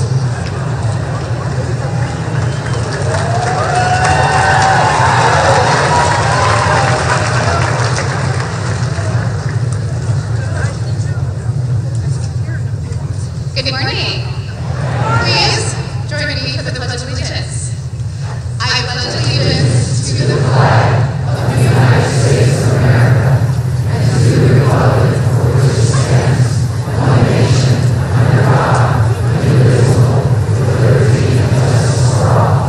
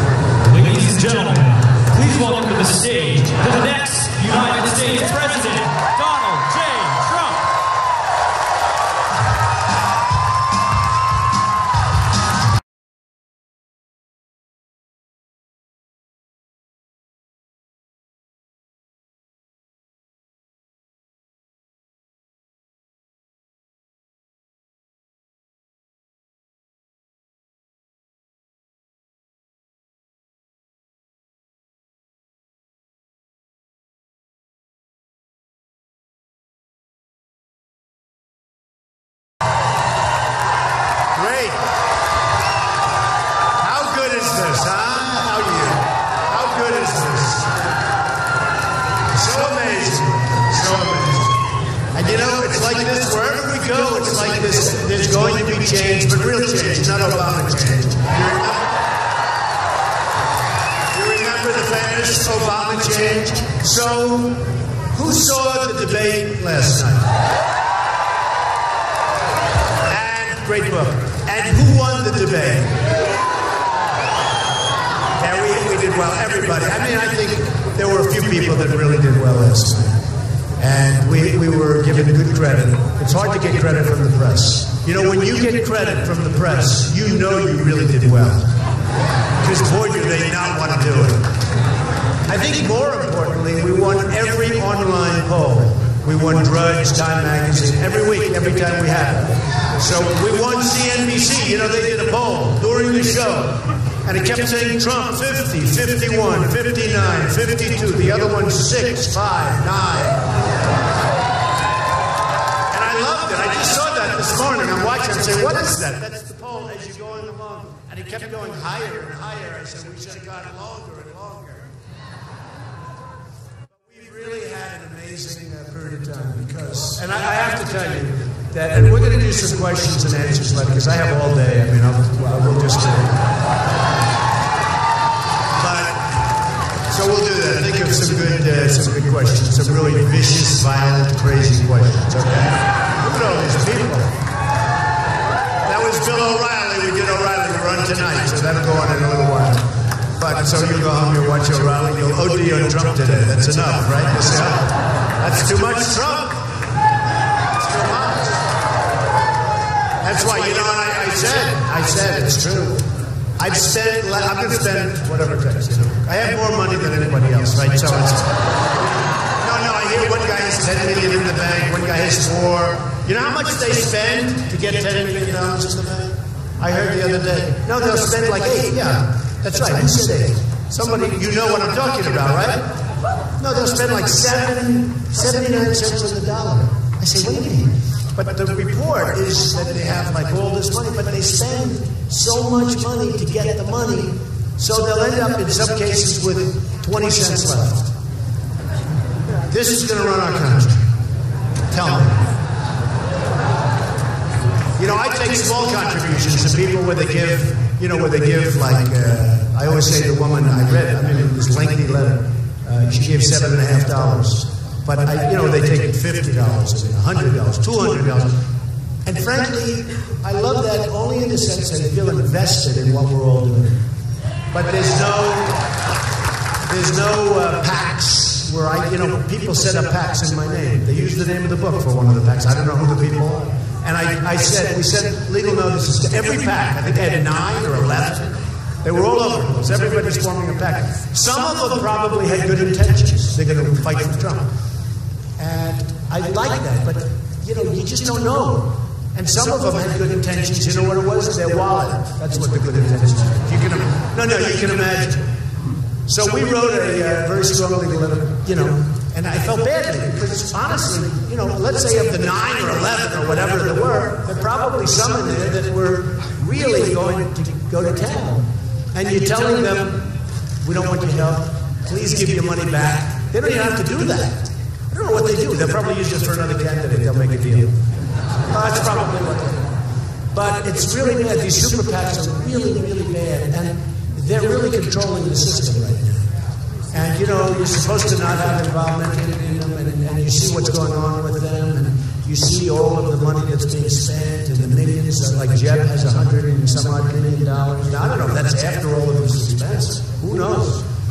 But Jeb has a lot of money in there, and Rubio has a lot of money, and Ben Carson has a lot of money in the super PACs. And, and I say they're no good. They're really going to hurt our political system, and something has to be done. And actually, last night I called it, but people found other things more exciting, like the fight last night, where I hit Kasich. They'd rather have that than when I said, no. And remember what I said about Jeb? And remember what I said about Rubio. Okay, everyone said, oh, no, you're wrong, Mr. Trump. I get no credit for this stuff. I said they don't like each other. I said it, and, people forget. So 2 months ago, I make a speech. Everyone says, oh, Mr. Trump, they're really like it. So Jeb is the governor, and the other guy's the young guy, And in all fairness, Jeb was the mentor. And I'm not knocking either one. I mean, when I say this, but I said they don't like each other. And everyone said you're wrong. And they all said that Rubio would never ever run because it would be disrespectful to the guy that was his mentor. And I understand that. You know, there's a loyalty thing. We know what loyalty is, right? But there is a loyalty. And so everyone said they weren't going to, run and this and that. Well, all of a sudden, Rubio announced maybe he will, maybe he won't, but he announced he will. And people thought, and Jeb said, they interviewed Jeb, he said, no, I'm not upset. He said, dear friend. I said, oh, because you can imagine what he told his father. Oh, you can imagine, or his brother. Dear friend. It doesn't work that way, folks. But that's political speak. And then Rubio said the same thing. But last night, the heat came out. And I even said, I don't know if Permanent, I told you, I announced that, I told you, a lot of anger, a lot of hatred between those two. But I love to pick it because it's life. It's like the way the system works, it's just life. But what I wanted to mention before we do a little bit, I'm going to go a little bit, and then I'm really wanting to go with the question and answer because I love it. I meet so many people, it's true, and I get so many great ideas from doing it. And I love it. Ask me anything. What the hell difference? A lot of guys, they're all canned. They have lobbyists, and the lobbyists control them, usually through the super PACs, and they have donors, and they have special, and they're totally controlled. Not all of them, maybe 99%, okay? But they're totally controlled.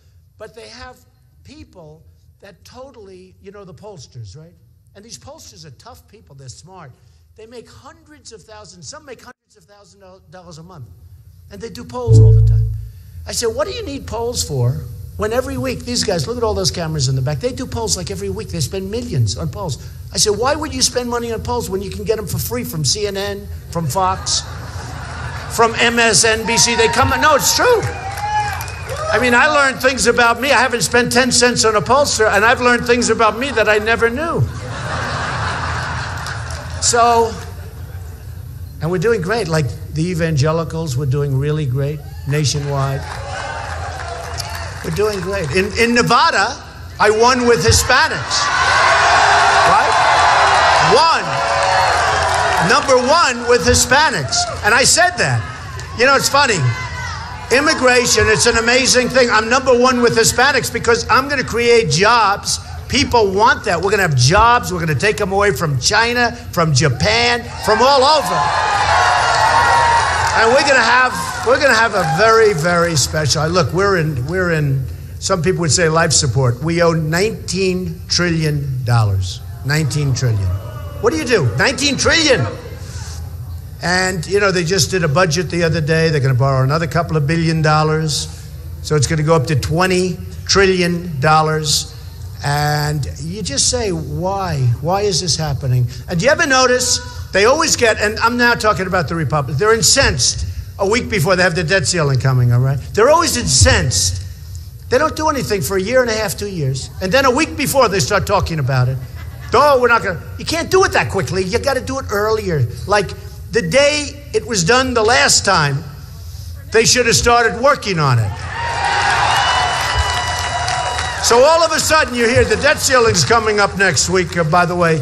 It's so sad because we could have so many great victories in Washington, and we just don't. So now we have a new man, Paul Ryan. I hope he's going to work out. He's a nice person, I can tell you. He's a nice person. And people agreed, and look, I think he's got tremendous potential. He's got to strengthen up on the illegal immigration, I'll be honest with you. He's been weak on that, very weak. But he's a good man, and he was consensus, and that's important, because the Republicans, I mean, it's not only they don't get along with the Democrats, but they got to get along with themselves also. They got to go unified. And I've said, and Boehner, I always liked him personally, but I said, you got to be a little different with your negotiation. He said, well, 2 weeks ago, when they were talking about trying to get some things from Obama and the Democrats, he announced, we will not close up the government. Well, that's fine to announce, but you just gave up your entire negotiating position, right? Even if you're not going to do it, because it's a severe move. But even if you're not, he has the art of the deal. Give me that book. Give me that book. Come here. Look at this. What a great book. One of the great books. way behind. I always say, way behind the Bible, but still a good book. The Bible's number one. Okay, I'm going to sign this for this guy. Yeah. Good. He's an athlete. So, well, that's a good book too, Surviving at the Top.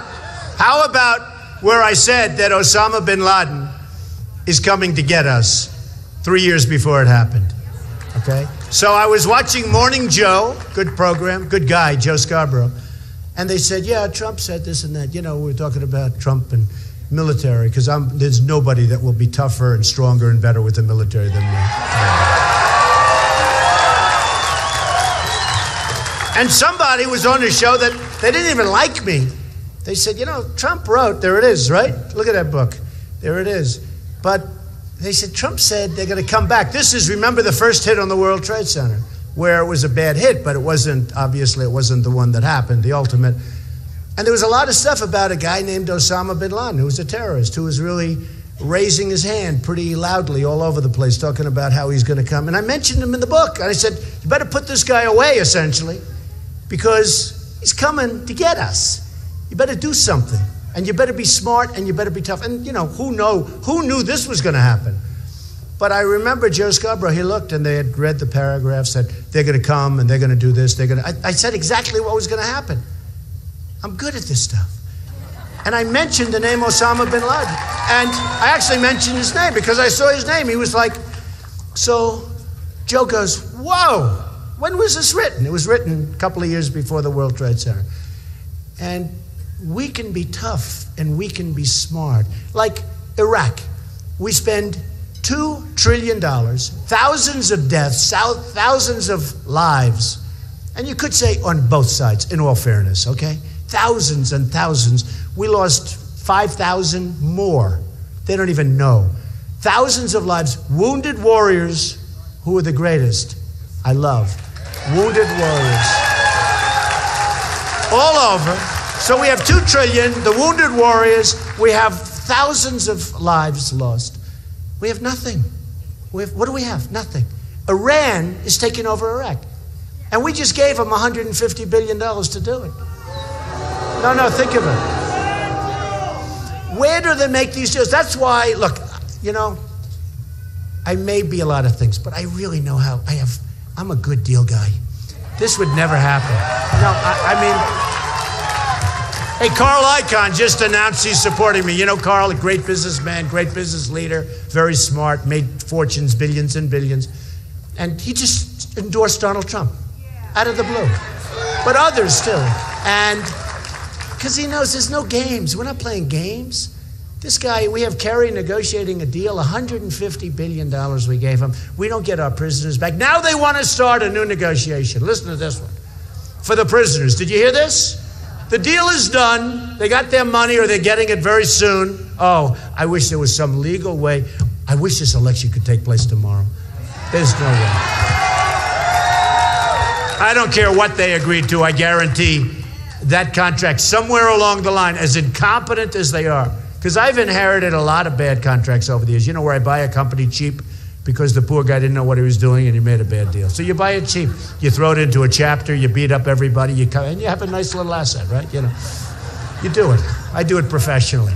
But there's always a clause. Like a lot of times you'll see this horrible, and you'll be reading, oh no, this is terrible. This is worse than I thought. You know, you take it. A friend of mine, he's a great guy, but not a great business guy. So he signs this horrible, he asked me, I'm reading his contract. I love doing it. Can you believe this is my entertainment? Can you believe it?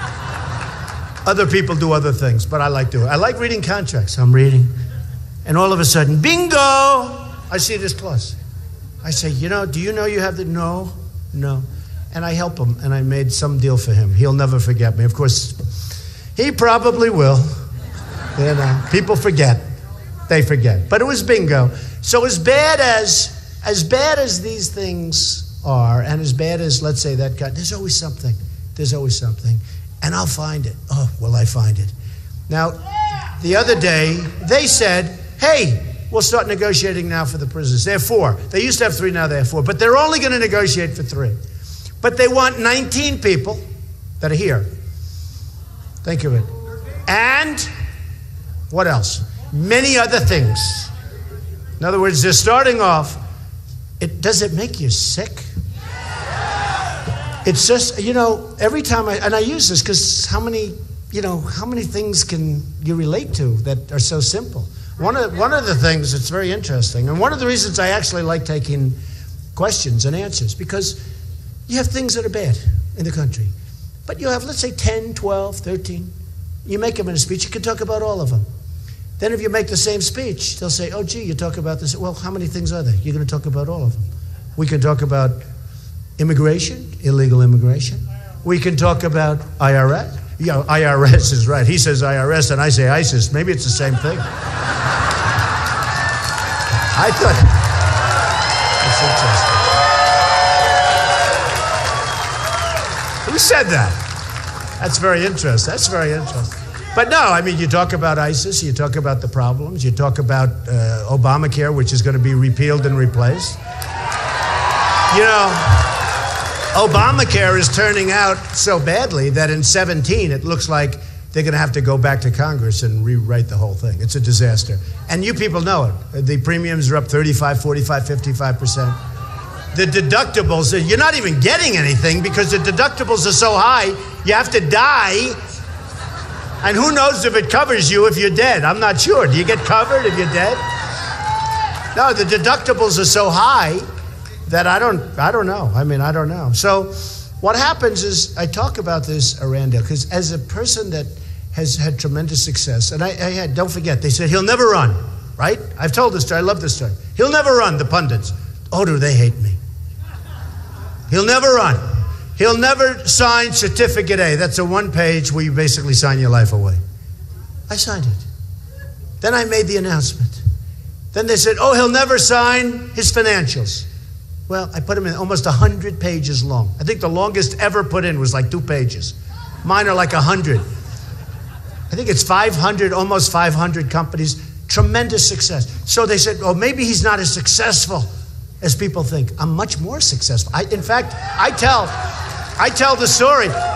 Honestly, I wasn't sure until the last moment, because it takes guts to run. It really does. It's not that easy. And it takes guts to run. And it does.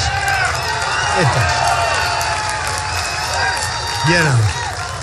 It takes guts. And I didn't know. I went right to the end. And, the famous escalator scene with Melania coming down with me waving and everything.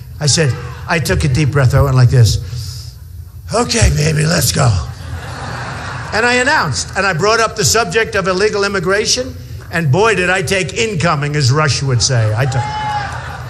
I took incoming, and then it turned out I was right. But I just gone back, so on the financials, I didn't know till the very last moment. Because again, not an easy decision to make in terms of yourself, your family, your life. It's different. I mean, it's different. Here I am, you expose yourself like that on television. Some you respect, some you have no respect for. And you have to say, you do respect them, No, some I don't, but we're supposed to support them if they win, though, the pledge. But some I do have great respect for. Some of the people on the stage I do. But I did these financials, and they were phenomenal. And I tell you what, and so it showed I was much bigger, much stronger, much wealthier. I built not only great assets, very liquid, very little debt, tremendous cash flow. The reason I say it is because that's the kind of thinking we need in the country. That's what it is. Such dumb people, such dumb deal.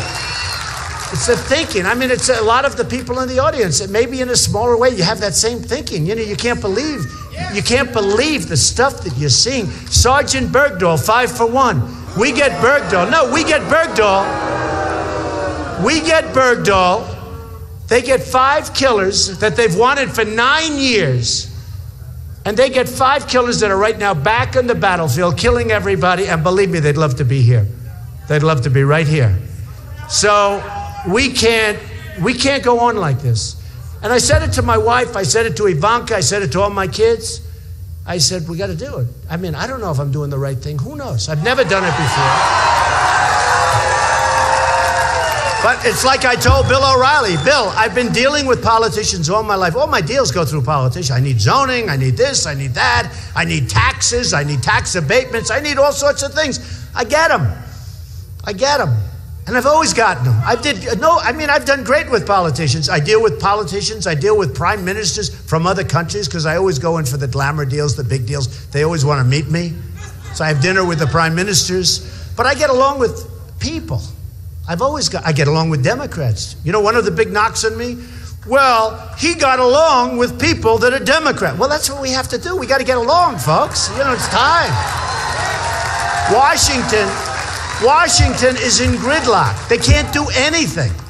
And you know, when I was growing up, when I was younger, because I started young, and my father was great. I had a great father. In fact, I'm doing a book that's coming out in a couple of weeks. It's going to be great. And it's a very nasty title. I won't even tell you. It's such a nasty title. And you know what? It's a nasty picture. The photographer, Simon & Schuster, big company, they came to me, we'd love to have a book. I said, I don't want to do a book. I've done like what, 12 or something? I said, I'm in the middle of a campaign.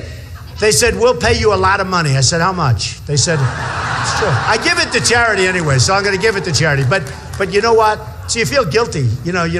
So I work very hard, and I'm doing this, I'm doing books, I'm running things. The good thing is my children are very capable. They're running, they're running well. No, it's good. It's good. They're good, and I have great executives. So what happens is, I want you to read this because we talk about our country and we talk about the problems. And it's called, actually, Crippled America. And the nastiest picture you've ever seen. So they had this Simon & Schuster. They sent this great photographer, world-class photographer in my office. He took, and I told this, he took the most beautiful pictures you've ever seen. I never knew I was that handsome, to be honest. This guy is a master. He took the most beautiful pictures, smiling, happy, beautiful. And one he took when I wasn't ready, and it's the worst picture. It's mean and horrible. And the people came, they said, Mr. Trump, sir, this is really the picture we should use. You can't be talking about what you're talking about with a big smiling face. And wait till you see this picture. You're not going to believe it. It's nasty.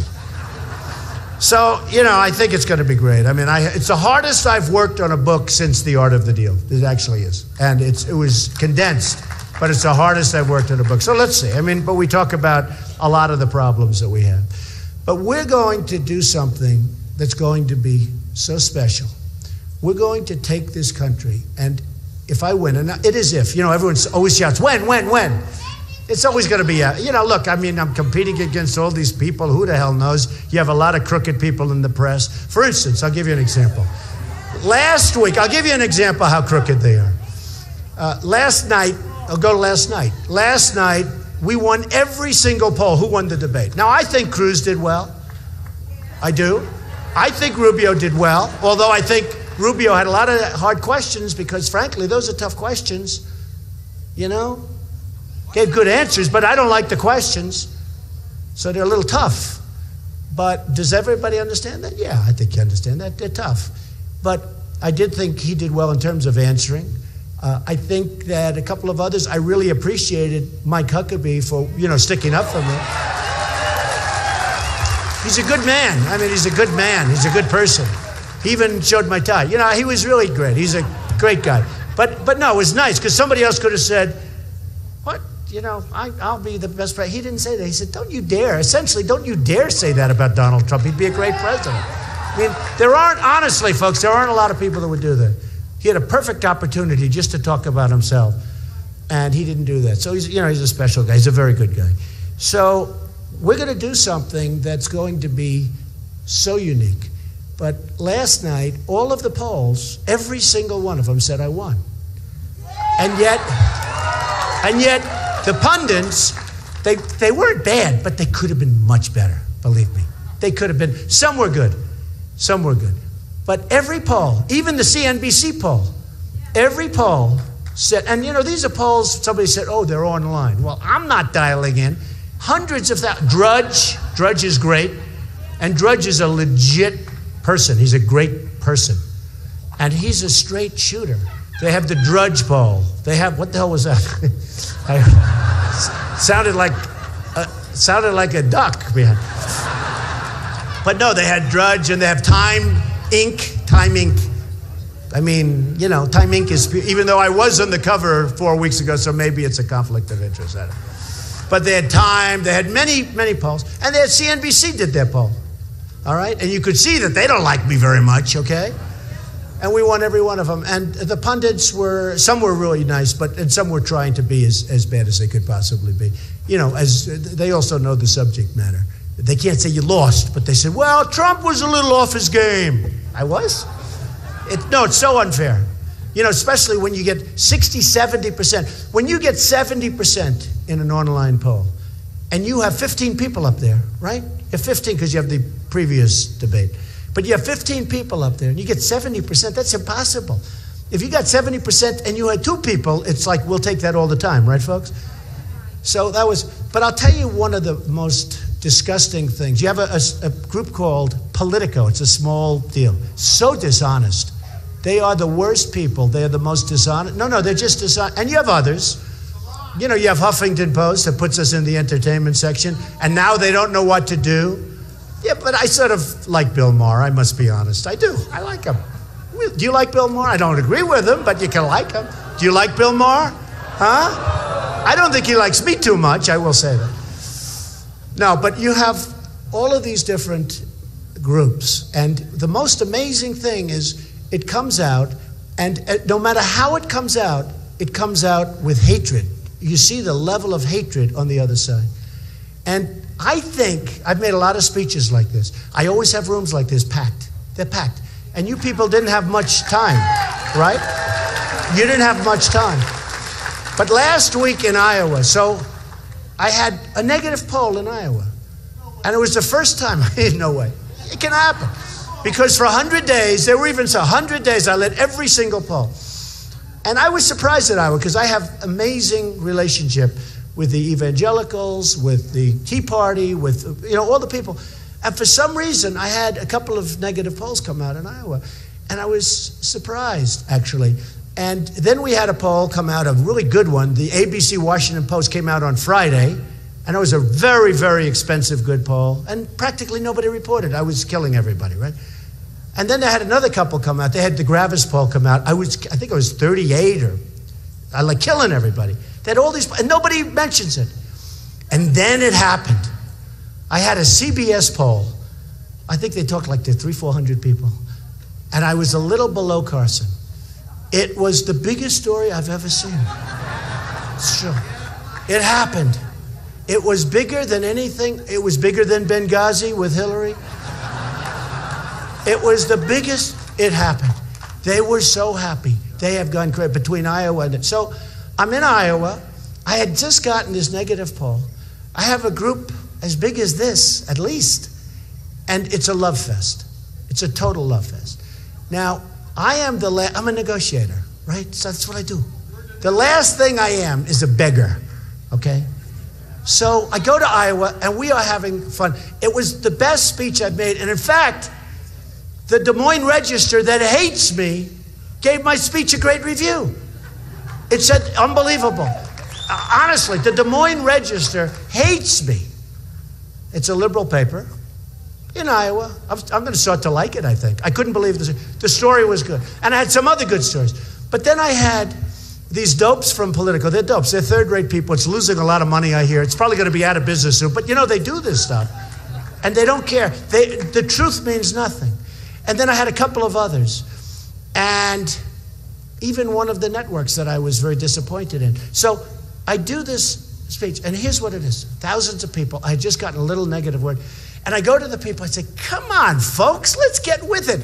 You don't want, when was the last time you won a primary? You haven't done it. We got to do it. We're going to do it. Let's get with it, folks, or I'm never coming back to, in other words, we're having fun. I'm being sarcastic. I'm being funny. Everybody was laughing. They're high-fiving. The whole room. Come on, baby. You can support Trump. Let's go. Okay, so here's what happens. No, I don't need it. By the way, no. I don't need it. Watch. What are these scum back there? That's what they are. Watch. No, watch. You have no idea. Folks, you have no idea how bad they are. You have no idea. You have no idea. how dishonest some of the reporters are that work for, that work for CNN, that work, frankly, for NBC. You have no idea how dishonest some of these people are. Like I saw one the other day. We had a packed house. It's always packed. We had a packed house, and the report's being done as everybody is leaving. And they look, the room's empty. In other words, when we're finished, you guys are going to leave.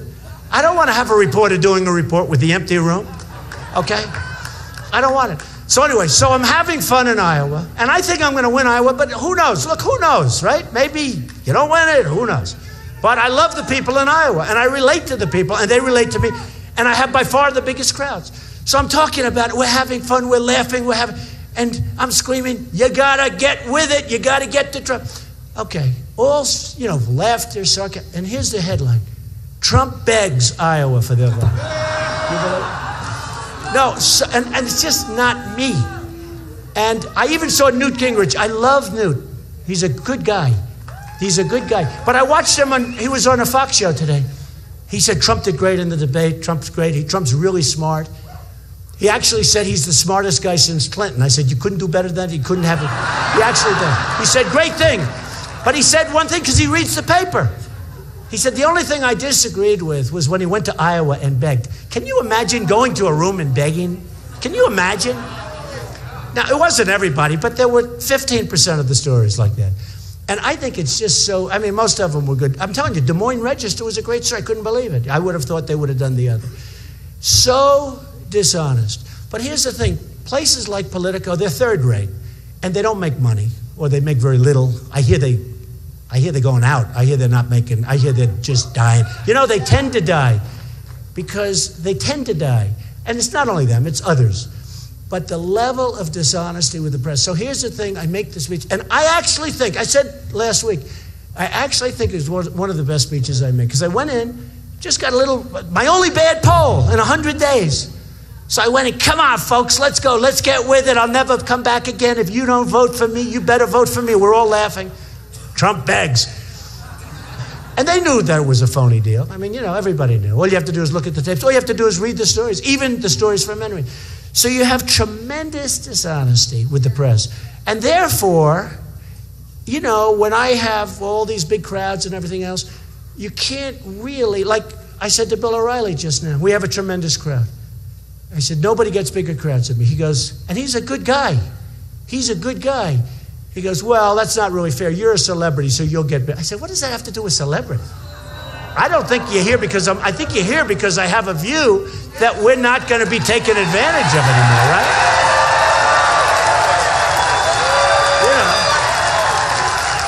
We're just not going to be taken advantage of it. We can't take it. You can't take it.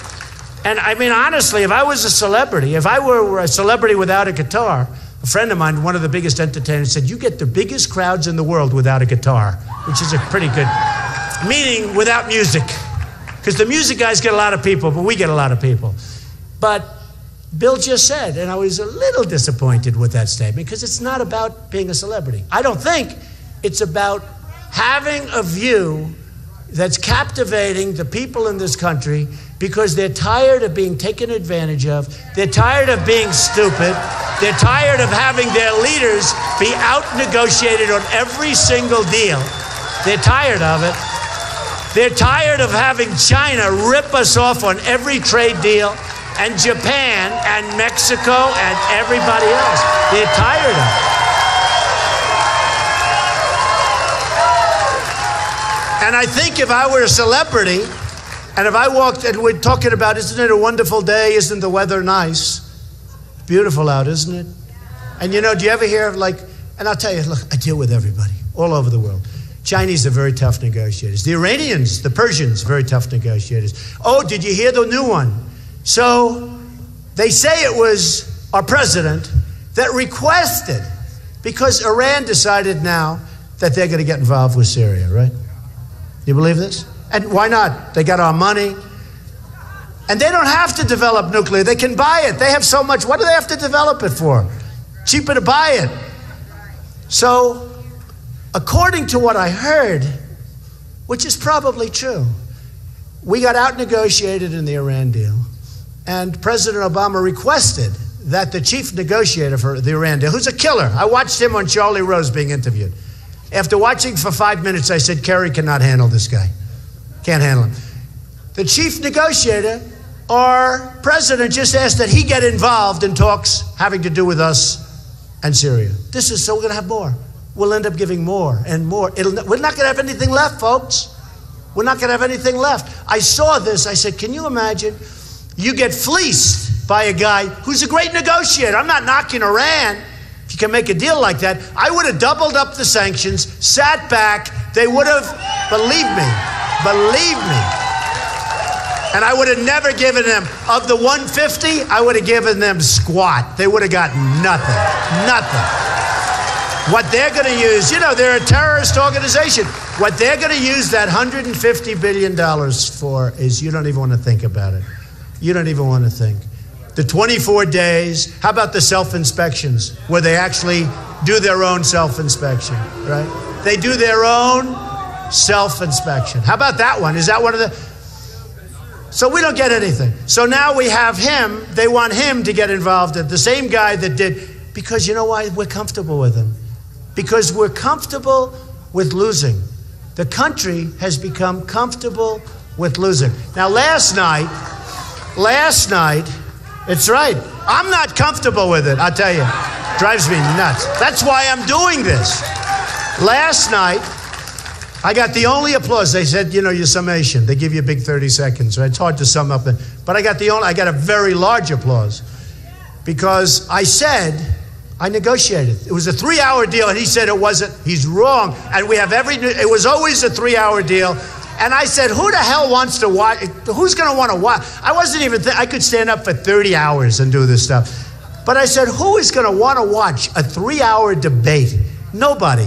You couldn't watch Hillary for an hour and a half. No, you couldn't watch it. So I called up CNBC. I said, fellas. And I called Ben Carson. And we said, Ben, let's form a little deal here. If they don't have me, they don't have you. I don't think they can, not going to work so well. And by the way, and that's not to knock anybody else, but who needs to form a big deal? If I can do it with two is fine. They folded in about 15 seconds. We got rid of an hour. And they were getting $250,000 for a 30-second spot. They used to get like $1,000, $2,000. How much would they have gotten if I wasn't involved? You tell me. They would have gotten nothing. So I gave a quick summation. I said, we don't win anymore. And we got to make great trade deals and blah, blah, blah. And then I said, as an example, everybody said you cannot negotiate. It's non-negotiable. The 3 hours. I called up. I got it. And that's a big thing to get. 1 hour. And when you think of those 30-second commercials at that kind of money, 1 hour, that's a tremendous amount of money. And maybe that's why CNBC was so angry. Maybe that's why, if you think. Because they were pretty angry. I actually didn't mind it. I didn't mind. I expected it. A lot of the folks up there were very angry and very upset about the way CNBC behaved. But, what do you think? Yes? I didn't care. I've become immune to it. I tell you, honestly, I've seen things that are so bad with the press. I've seen things that I wasn't. I went out, yeah, they were bad. They were really asking questions that were bad, but what else is new? But some of the folks up there thought it was really unfair. And Reince Priebus, who's a good guy, head of RNC, he went wild yesterday because he thought it was very unfair. And if you look at the Hillary debate, they were all softballs. Here, Hillary. Bing. Bing. All softballs. It wasn't the same thing. So, we're going to have a border. We're going to build a wall. Mexico is going to pay for the wall. We're not paying. Just like CNBC gave up that hour, a lot of money, Mexico is going to pay. And I love Mexico, by the way, and I love the Mexican people, and I love the Hispanics. I have thousands of Hispanics that work for me right now. Thousands. I gave a speech the other day in Miami at Trump National Doral, right smack in the heart of Miami. And I said, this is going to be interesting. We had a big crowd like this, and I gave the speech. it was 80% Hispanic. 80%, maybe more. You have no idea. They put you people to shame in terms of enthusiasm. I'm telling you. No, I'm telling you. I'm telling you. They were so in love with the message of the border and the message of the wall because they're here illegally. They don't want to be overrun. They want to work. They want to do their job. These are incredible people. And we're going to let incredible people come into our country. We want people to come in, but they have to come in legally. They have to come in legally. And, you know, so many things. I mean, and this has nothing to do. Mexico is only one of many. They come from all over Asia. They come from all over. But do you know that if you want to become a citizen of Mexico, it's one of the hardest countries, maybe the hardest country in the whole world to become a citizen of. And do you know if you're in Mexico and you're supposed to be there for a week, friends of mine are there. They go to Mexico. I like Mexico. I like Mexico. They go to Mexico. They're there for a week. They get a knock at the door. When are you leaving? When? No, they just want to know, what's your time? You know, you're here. Are you going to extend? What's going on? By the way, they're doing the right thing. I'm not knocking. I'm saying they're doing the right thing. We don't do that because we're stupid. We're stupid people. We have stupid leaders. We don't do it. I mean, the anchor babies. You have a baby, you go, you're pregnant, you go, you have the baby on our soil. Congratulations, 85 years we're taking care of the person. In Mexico, you know what they said? That's terrible, terrible, the way the United States is handling that situation. Except in Mexico, if it happened, believe me, they don't have anchor babies in Mexico. There's no anchor babies. It's bye-bye. We got to change, or we're not going to be great anymore. We're going to, you know, I have an expression, and it's been used a lot over the years, you know, make America great again is my big expression, but there's another one. And so often, I love expressions because it says it. The American dream is dead. You know that, right? The American dream is dead, but I'm going to make it bigger and better and stronger than ever before. Bigger and better and stronger. And we're going to. We're going to make the American dream bigger and better and stronger before. We're going to get rid of all these horrible regulations. We're going to open up. We're going to do business. We're going to have fun. We're going to create jobs. We're going to be taking jobs back from all over the world. You know, this whole thing with the dollar, I'll tell you what, the dollar, whoa. China, we owe them $1.5 trillion. Can you believe it? They kill us. They take our jobs, our money, our base, and we owe them money. We owe them $1.5 trillion. Now, how do you figure it? So here's what's happening. So we owe them all this money. We owe Japan with the cars, right? We owe Japan $1.4 trillion. Think of it. So they'd sell the cars, they do it, and we owe them money. We owe them money. It's a magic act. It's unbelievable. And we have negotiators better than any of their negotiators. And I'm going to use them because I have the greatest negotiators. I know them all. I know them all. And I always say, some of them are not nice people. Who cares? I mean, who cares? But we're going to bring this country back and we're going to make it so special. It's special now. We love it. But it's troubled. It's seriously troubled. But we're going to make it so wonderful and so great. And you're going to be so proud. You're going to be so proud of our country because, like I said, in summing up, we don't have victories anymore. When was the last, think of it. When was the last time we had a victory? We lose on trade to everybody, any country. You know, I use China because that's the ultimate abuser. They abuse. I mean, with them, it's not even funny. They abuse us. And I love them. They're great people. They buy my apartments. I rent office space. They're fine. They're great. I wish our people would do it in reverse. But China, listen to this, almost $400 billion a year on a trade imbalance. 400 billion. It's been going on for years. It's going to end. It's going to end. And we'll keep doing business, but they've got to treat us fairly. They're not treating us fairly. You know, I'm a free trader. I believe in free trade. But I also believe in being intelligent. And I also believe in smart trade. How can we continue? I'll give you another example. Japan. $70 billion a year imbalance. They sell us cars, they come off like the Long Island Expressway. Anybody know the Long Island Express? Like the boats, the biggest boats you've ever seen, biggest ships, the cars are pouring off. If they had cops, they'd give them speeding tickets. You never saw anything like that. They're going like 40 miles an hour off these boats, right into our economy. We get nothing, other than we close plants all over the place because they're taking our jobs. We get nothing. And you know what? I always say, how many Chevrolets are in the middle of Tokyo right now? I'll bet there isn't one in the whole country. So you look at Japan, it's going to stop. And we have all the power. See, Obama and these people, they don't know that we have the power. We have the power because we can say, sorry, can't do it anymore. Can't do it. We don't want your cars. You know what? You'll buy American for a while. They'll be back. We almost did it 12 or 13 years ago. Do you remember? It was so egregious, but our president at the time chickened out, and he folded, and we lost. He almost did it, but he chickened out. Remember that 13, 14 years ago with Japan? It's egregious. China's the most egregious. Think about this.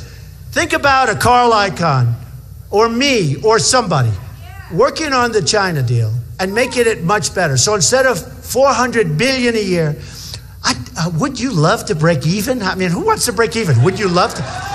Do you know what the difference? Do you have any idea? You saw the bad numbers that came out this morning, that we have virtually no growth. First quarter, we had no growth. We had negative growth. Now we're down to a little bit over 1%. You know what 1% is? If China does 7%, they're in like a major recession. All right? We have 1%. We're being led by people that don't get it. And it's so easy. And don't forget, never forget this. We have all the cards. They don't have the cards. They don't have the cards. We have single-handedly rebuilt China. You look at their roads, you look at their bridges. They built bridges bigger than the George Washington Bridge. It's like candy. They're all over the place. Where are we building? We happen to be building one in New York. Wait till you see what that sucker is going to cost. And they're building one in San Francisco. You know who's building it? The Chinese are building it, right? The Chinese are building the Bay Bridge. It's being built by the Chinese. Big cost overruns. Big, oh, they need Trump. I don't do cost overruns. Big cost overruns. You know what? Tremendous cost overruns. Somebody ought to look at, I saw the other day, massive. They're saying it's different, it's a little this, it's a little bit higher, a little bit this. We painted it a different color. You know, it was supposed to be blue, it's going to be pink, and it's going to cost $10 million more for the pink paint. I know all of it. Oh, I hear it all my life. I've been growing up with this stuff. So we're going to do things that are so good. We're going to cut all of the fat, the waste, and abuse. We're going to lower taxes so that corporations are now going to pay 15%. We're the highest taxed country in the world. And that's why today it was announced, I just have it here, it was announced that Pfizer, did you read about that deal? Pfizer is going to take one of our great companies out. Now, it's supposed to be not going to maybe, it's going to happen. They're going to take it out. Thousands and thousands of jobs. It's going to happen. Just right over here, it's a company called Allegra. Allergen. Did you ever hear of Allergen? I hear. Now, who knows? Maybe it's rumor. I don't think it's rumor. Rumors turn out to be true. You ever notice how many times rumors turn out to be true? Especially about your husbands. No, they never turn out. Those rumors never turn out to be true. Women, do they ever turn out to be true? Never, right? Never. But those rumors turn out to be true.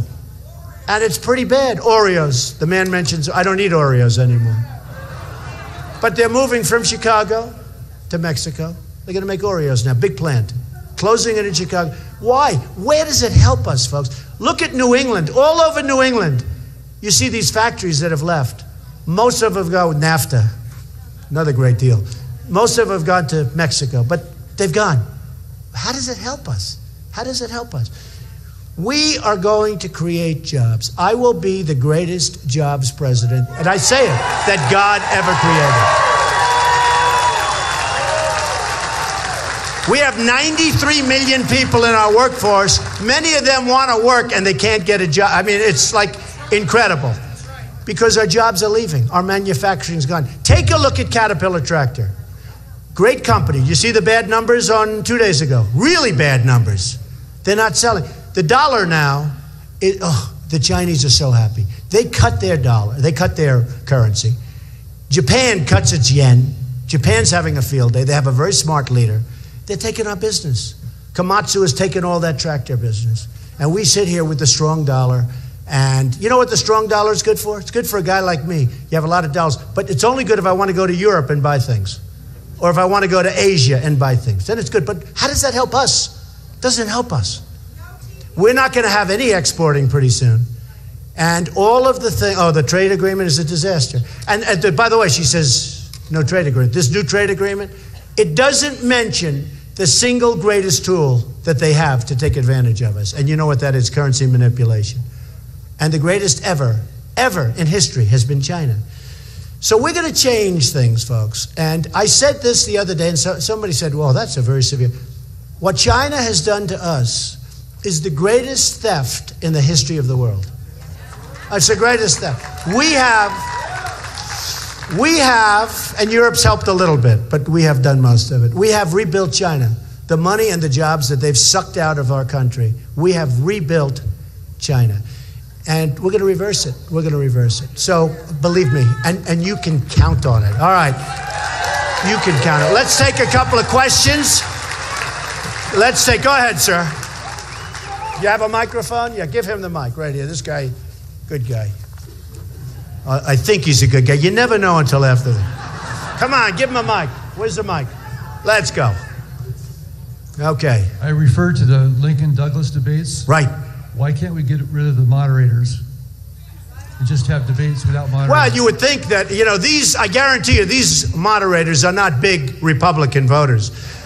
And I said that if we're having a Republican debate, maybe every moderator should show that they vote Republican. Because why should we have these people that hate everything we stand for? And I won't mention his name, but the questions were so nasty. So nasty. So why should we have these people? So it's something, honestly, you're right. It's something we can think about. Okay, next question. Give it to that woman right behind you. What are you going to do about saving Social Security? We're going to save Social Security. Believe me, we're going to save it. We're going to save it. And it's a great, you've been paying in there for a long time. Now they want to cut it and chop it up into 1 million pieces. Not going to happen, folks. We're going to save it. And we're going to save, and we're not going to let anything happen with the Second Amendment. Remember that.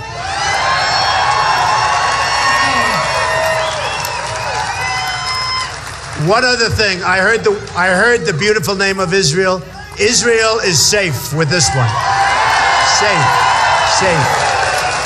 So many friends in Israel, they don't know what happened.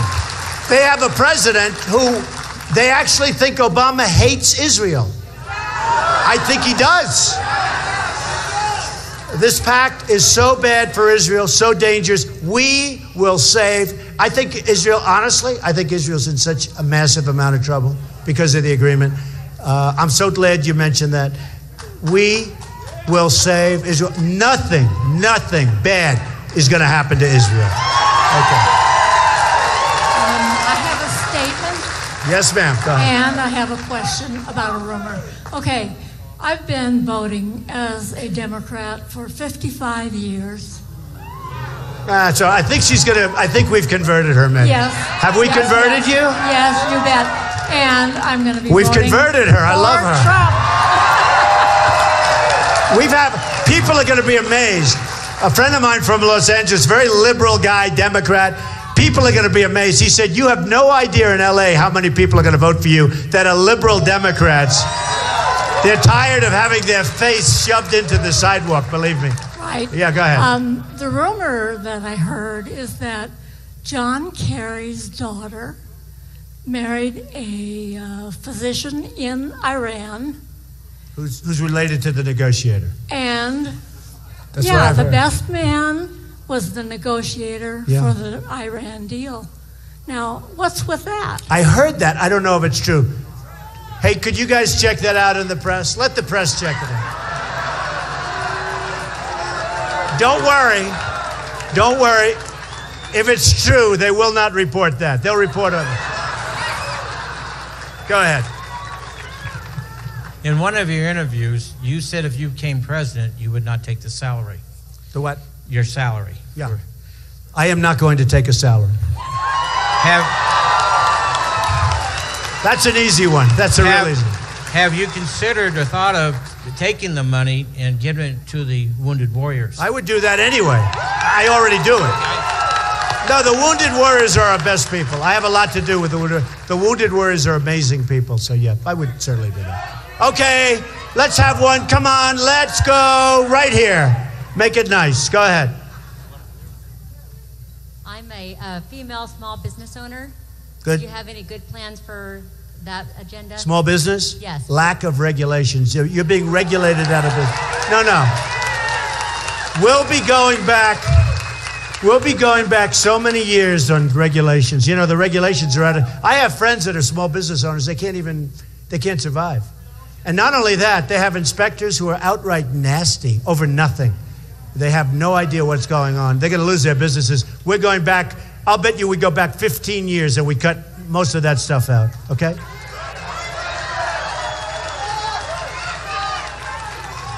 All right, go ahead, young man. There's no shortage of... Oh, okay.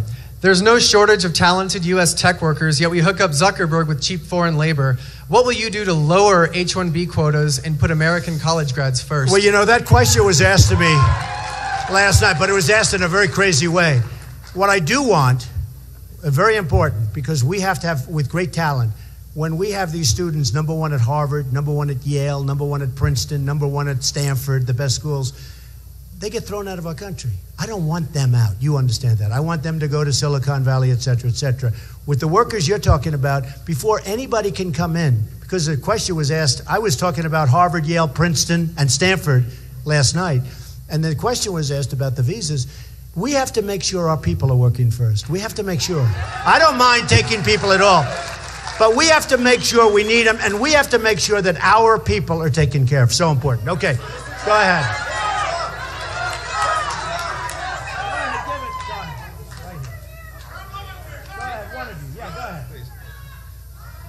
What are you going to do for legalizing marijuana if people are willing to follow all of the rules 100% legally, federally, and with... The marijuana thing is such a big thing. I think medical should happen, right? Don't we agree? I mean, I think so. And then I really believe you should leave it up to the states. It should be a state situation. Because, you know, you have... Like, I just left Colorado, and I love Colorado, and the people are great. But there's a question as to how it's all working out there. You know, that's not going exactly trouble-free. So I really think that we should study Colorado, see what's happening. But I believe that the legalization of marijuana, other than for medical, because I think medical, you know, I know people that are very, very sick, and for whatever reason, the marijuana really helps them. But it really helps them. But I think in terms of marijuana, I think, and legalization, I think that should be a state issue, state by state. Good question. Go ahead, over here. Thank you for coming to Reno, Mr. Trump. Thank you. Thank you. I love Reno. Been here many times. Would you consider a woman for your vice presidential running mate, and if so, who are you considering? A woman? That's interesting, Carson. It's a lot of people say. He is a... Do you notice how well we get along? It's great. It's great. We get along very well. We're laughing at each other last night. We're winking at each other. I would absolutely consider a woman, but it's too soon to be talking about. Too soon. It's too soon to be talking about it right now. You know, we got to get the job done. I don't want to be talking about vice president. We got to get, folks, we have to get the job done. And that's why in February, whatever your date is, what is it, February 28th, whatever that date is, you got to get out there, you got to vote, or it's not going to happen, and that would be so bad, so bad. You got to go out, you got to vote. You know, I've seen a lot of people, there's energy, there's a certain energy. I've never seen energy like this. I've had professionals, pundits, all these political people say they've never seen energy in a campaign like what we have. Look at all these people. They've never seen the energy. So, but, you know, come our date, you got to get out and you got to make sure you vote. Otherwise, look at last time. People thought there wasn't a lot of energy, I'll be honest. I don't understand why there wasn't, but it was sad what happened. But a lot of people didn't vote. You know, people talking about this and that. The fact is, a lot of people that you would have always thought would have voted, they never voted. If those people voted, you would have won the election. They didn't vote. We can't let that happen again. Hey, I supported McCain. Now, he had a hard time because what was happening was pretty tough. I'd say Abraham Lincoln maybe couldn't have done it. I supported Romney, and he let us down. He just let us down because that was an election that should have been won. So I supported McCain, I supported Romney, and now I'm saying, the hell with it, I'm doing it myself. We're going to do it, okay? We're going to do it. I love you all. Thank you very much, everybody. Thank you. I love you. Thank you. We're going to do it.